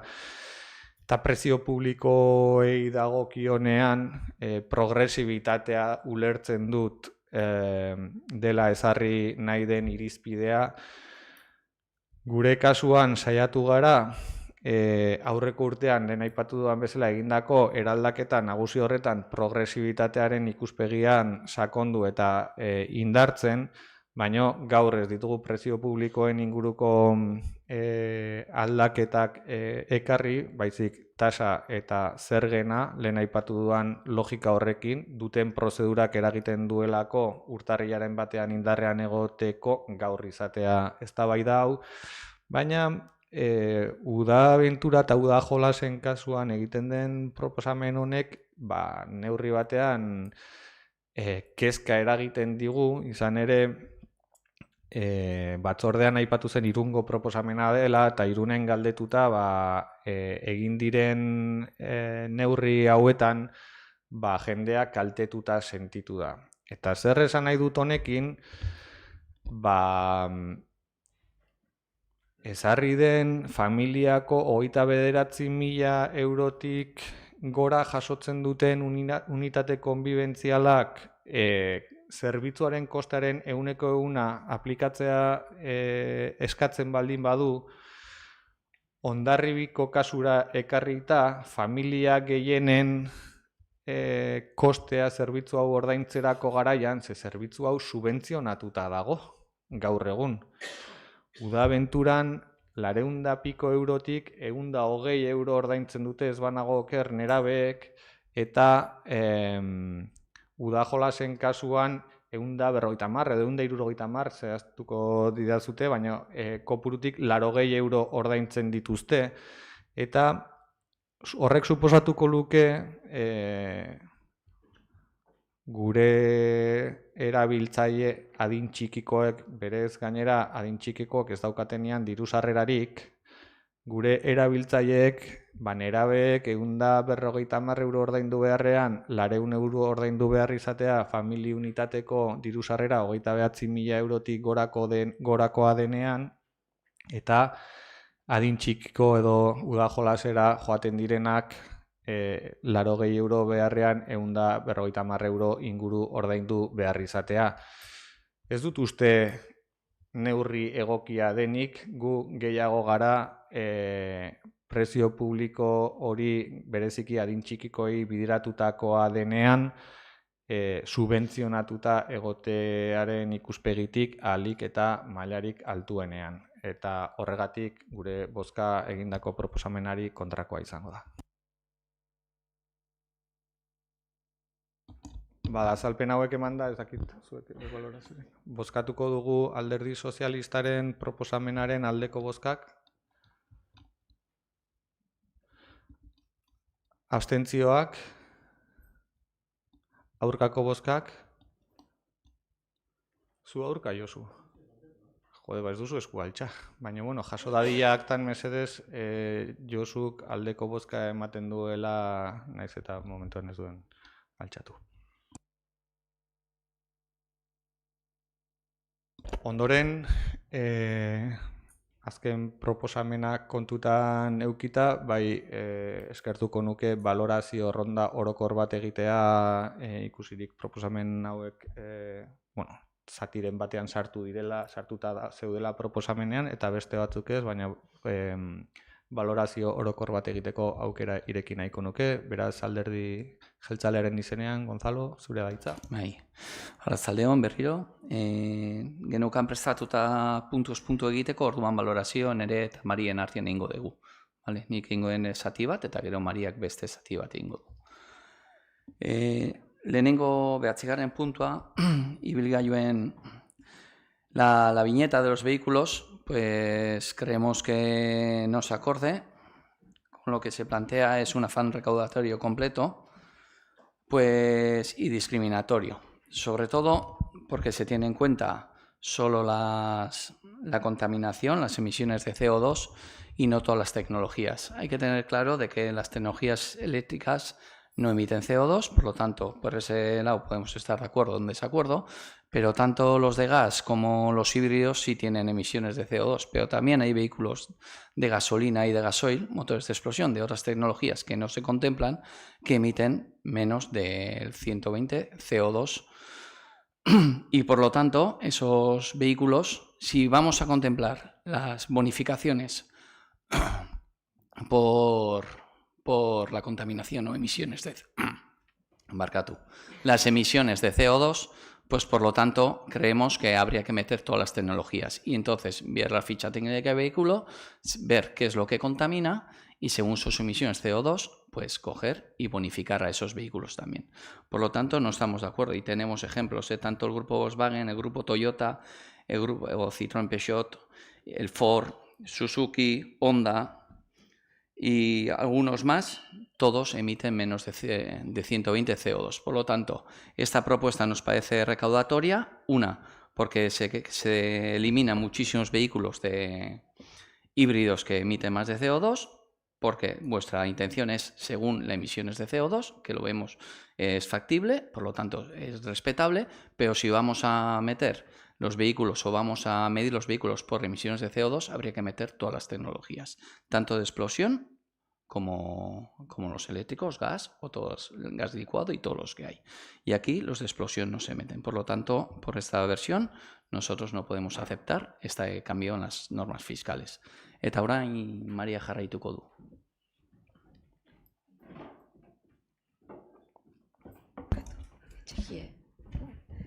Bueno, arratsaldeon. Guk balorazio orokor bat egin nahi dugu, ikusi dugu eta hemen entzun dugu ere tasak gehien bat eguneratu egingo direla, eguneratze hori argi esan behar da uste dut, 2an igoko direla. Guk ez dakigu udal gobernu honek edo udalak datorren urtean zein proiektu, zein inbertsio egin nahi dituen, ez dakigu zein nolako beharra dagoen herritarrei esfortzu gehiago eskatzeko, eta momentu honetan guri ez zaigu egokia iruditzen 2 hori proposatzea. Atzera begiratzen degula esaten zaigu, egia da, azkeneko 11 urtetan AJaren gobernuan ez ziren tasak eta zergak orokorrean igo, azkeneko 2 urtetan 5,5 igotzea proposatuko du gobernu honek, eta guk une honetan ez dakigu ze nolako proiektuak inbertsioak aurreikusten diren datorren urterako, zein izango den aurrekontuaren igoera edo proposamena, guk orokortasun horretan bozka kontrakoa izango da.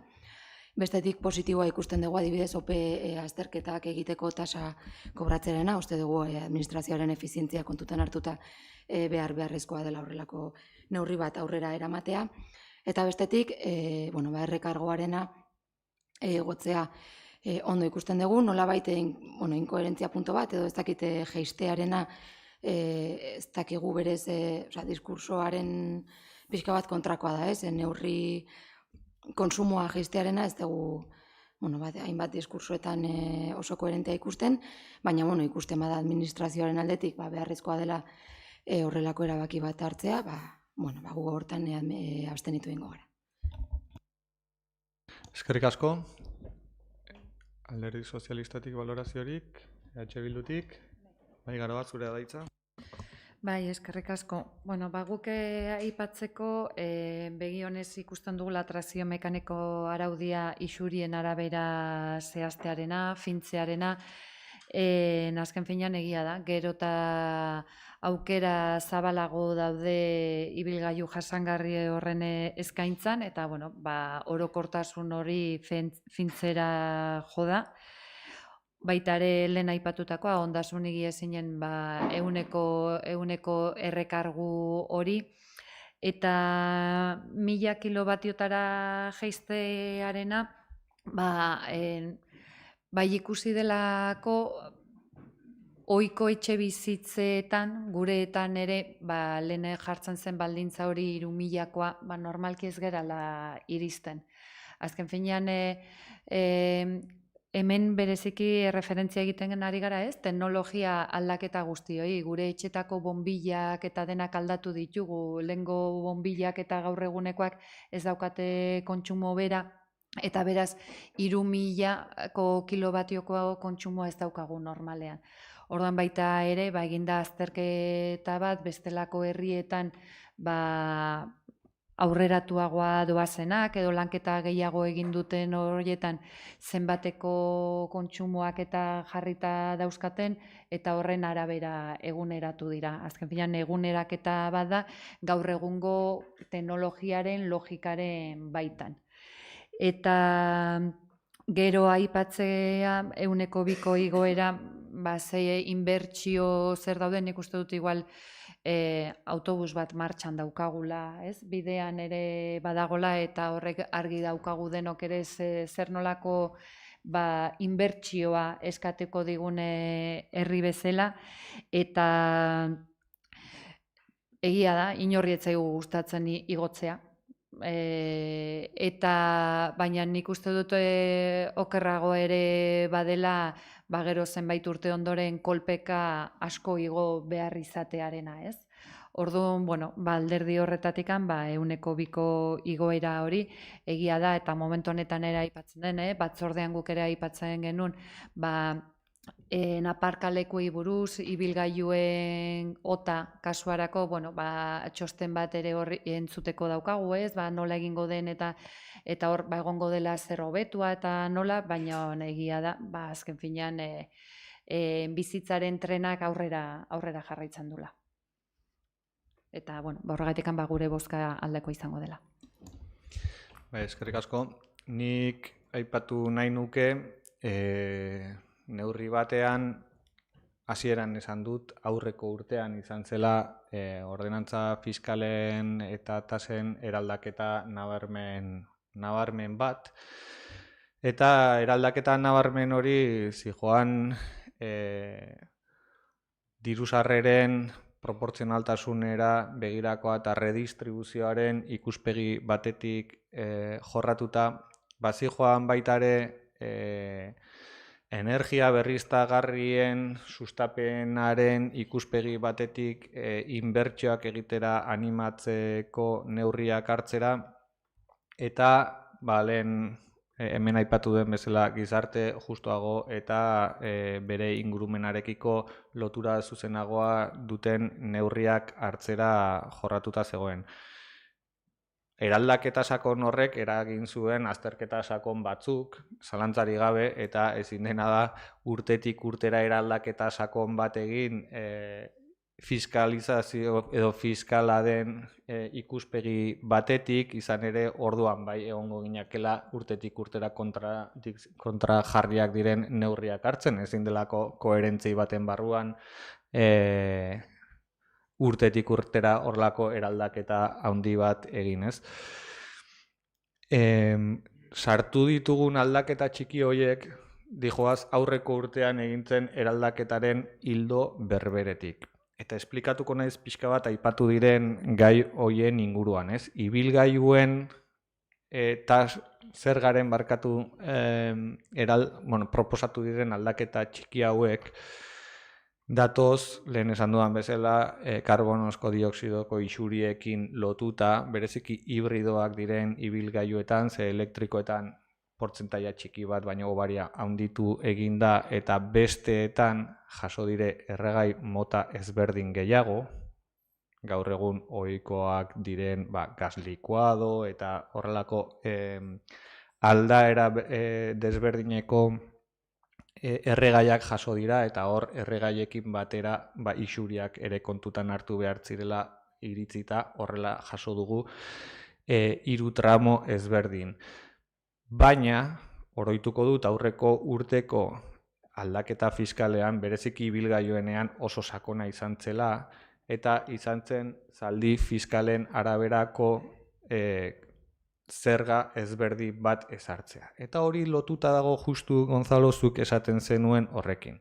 Zaldi fiskal gutxien dutenek dute isuririk txikiena, eta horiek dira zerga tasa horretan murrizpen handiena jaso zutenak, eta zaldi fiskal gehien dutenak eta isuri gehien eragiten dutenak hoiek jaso zuten igoera bat, eta konpentsatzea zen helburua aurreko sistematik oraingo sistemara jasotzen zen diru ekarpen bera jasotzea. Eta estimazio bat egiten denean eta ondoren neurri horiek zer eragin eduki duten, bete-betean asmatu da ekilibrio bat egon dela eta gutxien kutsatu edo kutsatzen duten ibilgailu horiek gutxi ordaintzen dute, dexente gutxi ordaintzen dute, eta gehien kutsatzen duten horiek lehen baino gehiago ere ordaintzen dute.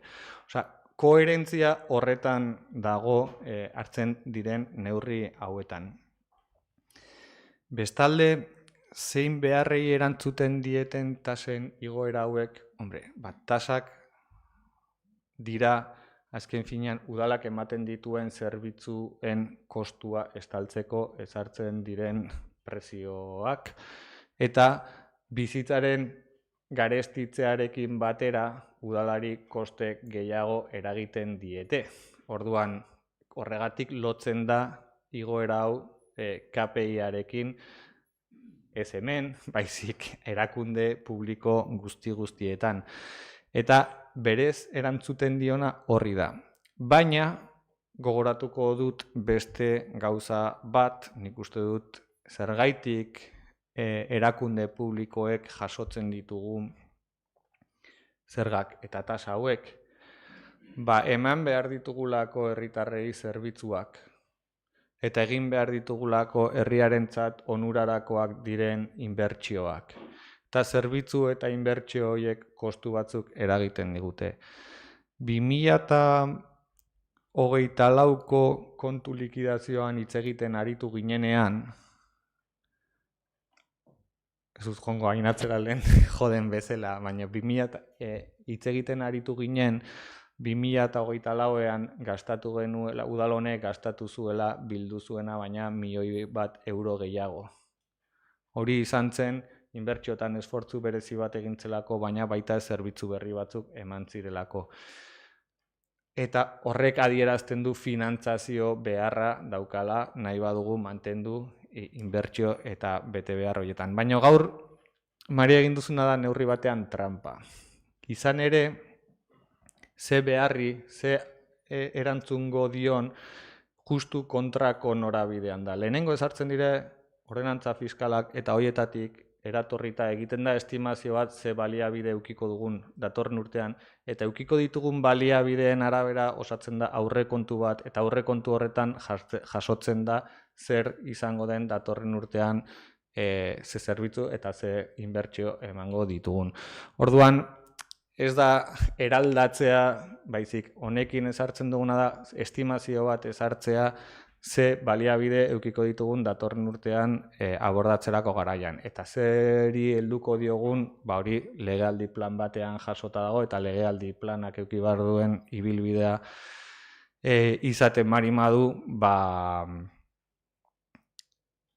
beteko dira ditugun baliabideen arabera. Eta errekarguaren arira egin den aipamenarekin, Garoak oso ongi esplikatu du zein den hausnarketa izan ere,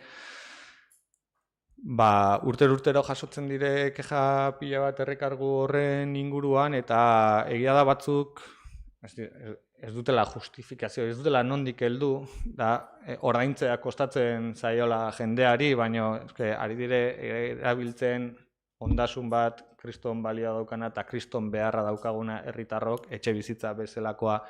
Baina badaude beste zenbait, hausnarketara eramaten digutenak, eta ez da kontradiktorioa 1000 kilowattihora jaistea eta egunera igotzea, baizik guztiz lotura zuzena dauka erabilera horrekin, ez? Eta izan ditugu zenbait keja, asteburu guztietan, lanean Hondarribitik kanpora bizi den, baina asteburuetan familiar baten etxe bizitza jaso duen eta etortzen den eta bertan bizi den eta kalean ohikotasunez ikusten dugun horietakoren baten kasuan lehen zegoen salbuespenerako ezarritako kopuru hori hemengo eta laneko etxe bizitzen batura eginda etzen iristen. Eta horrek eman gintuen hausnarketa batera ia zein izan zitekeen kopuru arrazoizko bat, bigarren etxe bizitza ez lujo bezalako zerbait izatea, baizik zure eguneroko bizitzan erabiltzen duzun zerbait izatea. Eta horregatik eraman gaitu murriztera 1000 kilobatiotara, erabilera sustatzea nahi dugulako, baino erabilera hori lujo bat denean 100% igotzearena errekargua. Ez zaituztet konbentzituko ziurrenik, ziurrenik ez, seguru, baino logika horren barruan aritu gara lanean proposamen hauek egin ditugunean. Balorazioekin bukatuta, bozkatzera pasako gara bi zerga eta bi tasa hauen proposamenak. 9. puntuan trakzio mekanikoko ibilgailuen gaineko zergaren kuotak finkatzeko funtsezko elementuak arautzen dituen ordenantza fiskala aldatzearen aldeko bozkak. Aurkakoak, gehiengoz onartua. 10. puntuan zerbitzu publikoak eskaini eta jarduera administratiboak gauzatzegatik ordaindu beharreko tasak arautzen dituen ordenantza fiskala aldatzearen aldeko bozkak. Aurkakoak, abstentzioak, gehiengoz onartuak. 11. puntuan jabari publikoaren erabilpen pribatibo edo aprobetxamendu bereziaren gaineko tasak arautzen dituen ordenantza fiskala aldatzearen aldeko bozkak. Aurkakoak, abstentzioak, gehiengoz onartua. 12. puntuan ondasun higiezinen gaineko zergaren kuotak finkatzeko funtsezko elementuak arautzen dituen ordenantza fiskala aldatzearen aldeko bozkak. Aurkakoak, abstentzioak, gehiengoz onartua.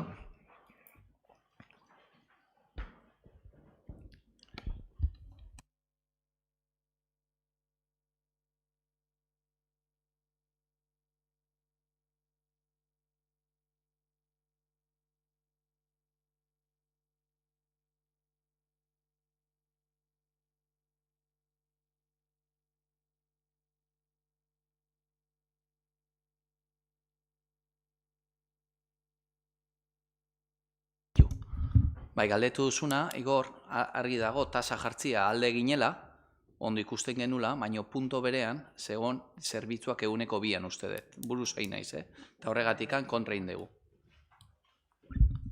Aklaratzetikan, eskerrik asko.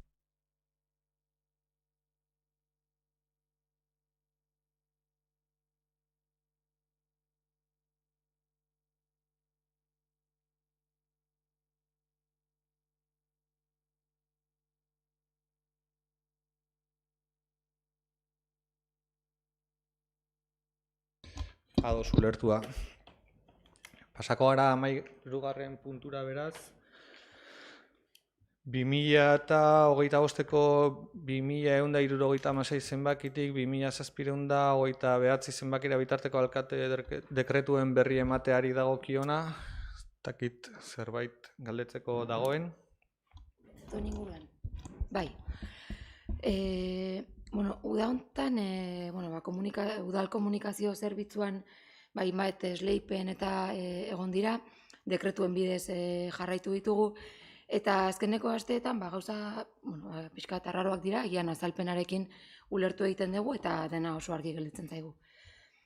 Gauza da, uztailak 17an 2227 dekretua sinatu zen, bertan udaleko komunikazio zerbitzua enpresa bati esleitu egiten zaio, epe bat dauka dokumentazio guztia ekartzeko, dana sinatzeko eta martxan jartzeko.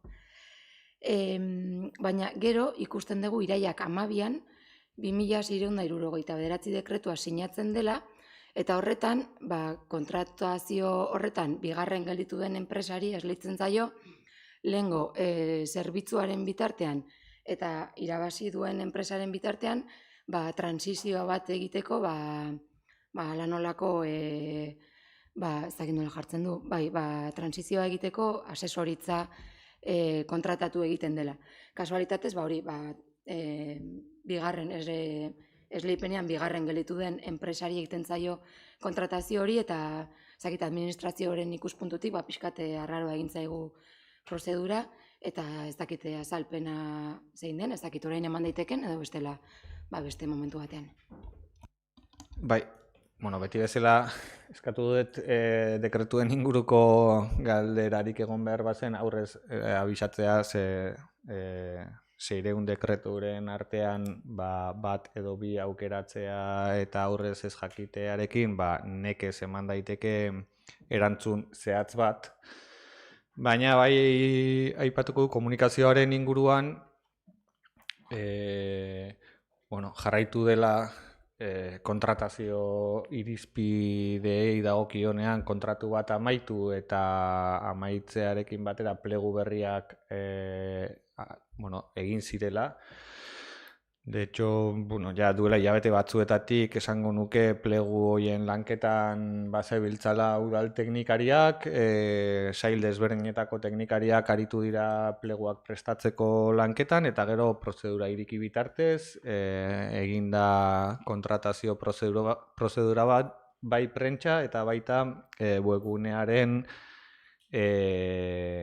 kudeaketari dagokionean. Bi lote ezberdin ziren eta jarraitu beharreko prozedura jarraitu du, nik nahi, baina denbora gehiago tardatu delarik egia esan, baina ez dira prozedura errexak, bereziki lote ezberdinak daudenean, urte askotako dinamika bat zegoen eta pleguak berritu ziren goitik bera, izan ere justu horretan genbiltzanean, zeudelako bi kazetaritzan titulatuta zeuden teknikari udale honetan lanean eta beraiek arduratu ziren plegu horiei nolabaiteko ikuspegi teknikoan sakonera bat emateko.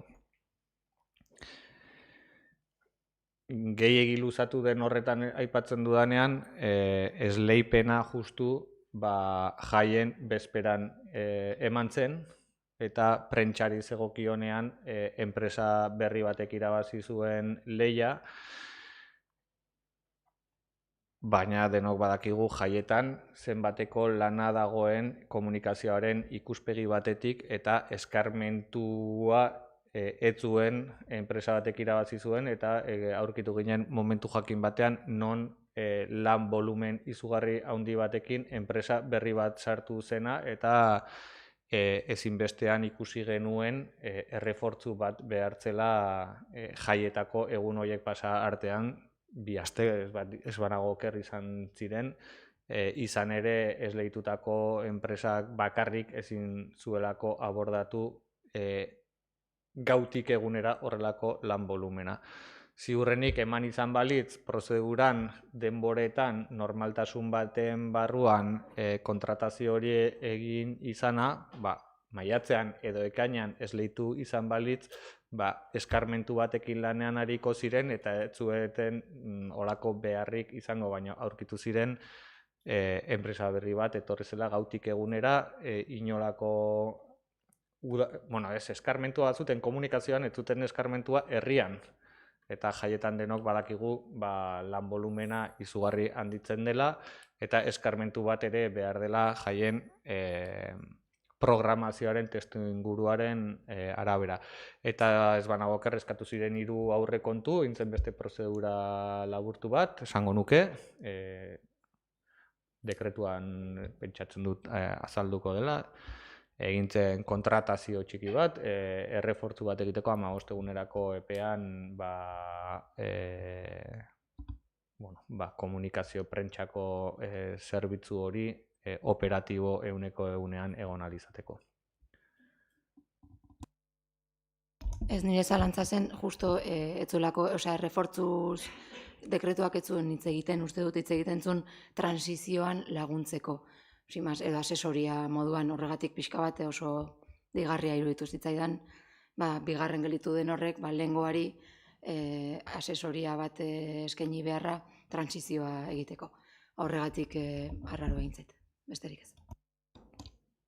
Ez dakit ez daukat orain literalidadean, baina hori zen arrazoia prentsaren ikuspegitik iraian, ez dakit ze data zein zehatz, orain memoriz ezin dizut esan, baina epe hoietan aurkitu ginela kontratu enpresa baten aldaketarekin kontratazio horretan eta genitun lan volumenak abordatzeko hain epe laburrean ez zeukaten modurik erantzuteko eta errefortzu bat behar izan zen. Beste galderarik, dekretuen inguruan, berri eman da beraz, 13. puntua eta 14. puntua erreguta galderei dagokiena. Gaur goizean aipatu dituzute galdera batzuk egiteko nahia zenutela. Gonzalo, zure da hitza. Bai, aurreko, goizean aipatu moduan, bi galdera dazkagu. Sortu zaigu gero egunean zehar, bestia goizean aipatu dizuen moduan. Aurreko komisioan eskatu genuen, uste eta abuztu bukaien, o abuztu erdikaldean, San Marcoseko gaiarekin, parkearekin, zer lanak egin diren zerrendan eta ze kostuk izan diren. Idatziz bidaltzea eta hori izan zen galdera, oraindik ez dugu jaso, hilabete bat pasa da, eta hori eskatzen dugu. Erantzuten dut. Bai, arratsalde on guztioi eta ongi etorri Borja, animo, ze gaurko axoa behon da, así que onda zigera. Gonzalo, begiratu dut, abuztuaren 28an egin genuen batzordean eskatu zenun, aktan horrela jasota dago, gertatzen dena da, eta badakizu nahiko kaos eduki dugula departamenduan, departamendu burua iraiaren 11an hasi zen berriro lanean, eta gaur bileran da gero bere gana jo naiz, eskatu diot hau egiteko, baina ez digu denbora eman gaurko, eta zen dit ez baldin badaukazu bihar, astelenean jasoko duzula, eta hori, baina tane baldin baduzu deitzeko, osea, que vamos, que hori. Mi esker ez ditzu, onartzen ditut, azalpena eta erantzuna, bale. Eta bestia da, beste galdera bat, Lora Zaintzarekin lotuta dago, nabaitare, Uztai herrikaldean uste dut egin zela enpresa aldaketa, eta horren arira, zeuden arazo batzu lehenotikan, eta gauza da ea irten den enpresa, o galdu zuen enpresa, o junden enpresaren, ea likidatu den behar zen gauz guztiak, eta hori da galdera. Ordainketei dagokienean esatezu enpresarekiko? Bai, likidazio kompletua. Horrela galdetuta ez barik madugu begiratzen, ezin dizut esan, noski, pentsatzen dut, zertifikatuta dauden lanak ordainduak egongo direla, baina ez daukat buruan udaletxe honetan egiten diren ordainketa guztien zerrenda, zeren zerrenda hori lehen aipatu dudan bezala, bigarren hiruhilekoan bakarrik 3 milioi euro terdiko ordainketei aurre egin zaie, beraz, ez dut behintzat berririk horren inguruan arazorik dagoenik. Vale, eskerrik asko. Josu, zuk ere galderak ingo zenitula aipatu duzu, zure da hitza. Yo tengo una pregunta que es muy reiterativa y yo ya lo anuncié. Me han notificado, dice, aprobada la partida presupuestaria para la realización del proyecto de eliminación del camino de Josu Languille, en 2024, hemos visto con agrado que meses atrás se ha realizado mediciones y señalización de la posición de las luminarias en el camino de Cuatro Vientos hasta la unión de la variante Hondarribia-Donosti. A fecha de hoy se puede apreciar que las marcas de donde se estiman colocadas las luminarias han desaparecido sin haberse realizado actuación alguna. A los residentes de Mendelu y además usuarios de este camino nos gustaría saber en qué fase se encuentra este proyecto. Punto. Vale. Punto. Ados nago zurekin reiteratiboa dela puntu hau. Uste dut azaldu nuela, baina berriz azalduko dut ez daukat inolako arazorik. Zuek proposatu zenuten proiektua, ondo ikusi genuen, izan ere hortik oinez pertsona asko juten dira, eta arriskutsu dago.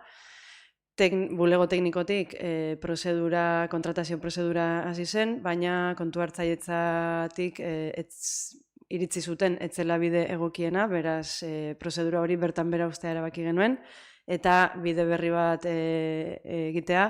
Esploratu dira hainbat aukera, eta bueno, azkenean iritzi dutena departamentu ezberdinetako teknikoak da, lehiaketa batera atera behar dela, beraz pleguak prestatzen ari dira, eta aurten ateratzeko asmoarekin noski. Bai, hor, sakontzeko pixkat, oroituko zarete, aipatu genuela, asmoa zegoela, materiala erosiko zuela udalak eta kolokazioa zela esleituko zena, horretan lanean zeuden. Zuk ondo aipatu duzun bezala, lan batzuk hasiak zeuden, baina sail baten ikuspegia, hau da zerbitzu teknikoen ikuspegia, eta kontu hartzaietzaren sailaren ikuspegia etzetozen bat momentu jakin batean, eta hor txosten batzuk egon ziren egokiera edo ez egokieraren ikuspegitik, eta sakondu beharrean eztabaida horretan erabaki zen eteten dugu orain arteko prozedura eta kontratazio prozedura bat egingo da, eta pleguak nik dakidala idazten ari dire ja gaur egun, beraz ulertzen dut plegu hori aterako dela epe labur batean, eta lanen kontratazioa aurten bertan espitzuk esan duen bezala esleitzeko nahia eta gogoa daukagu behintzat.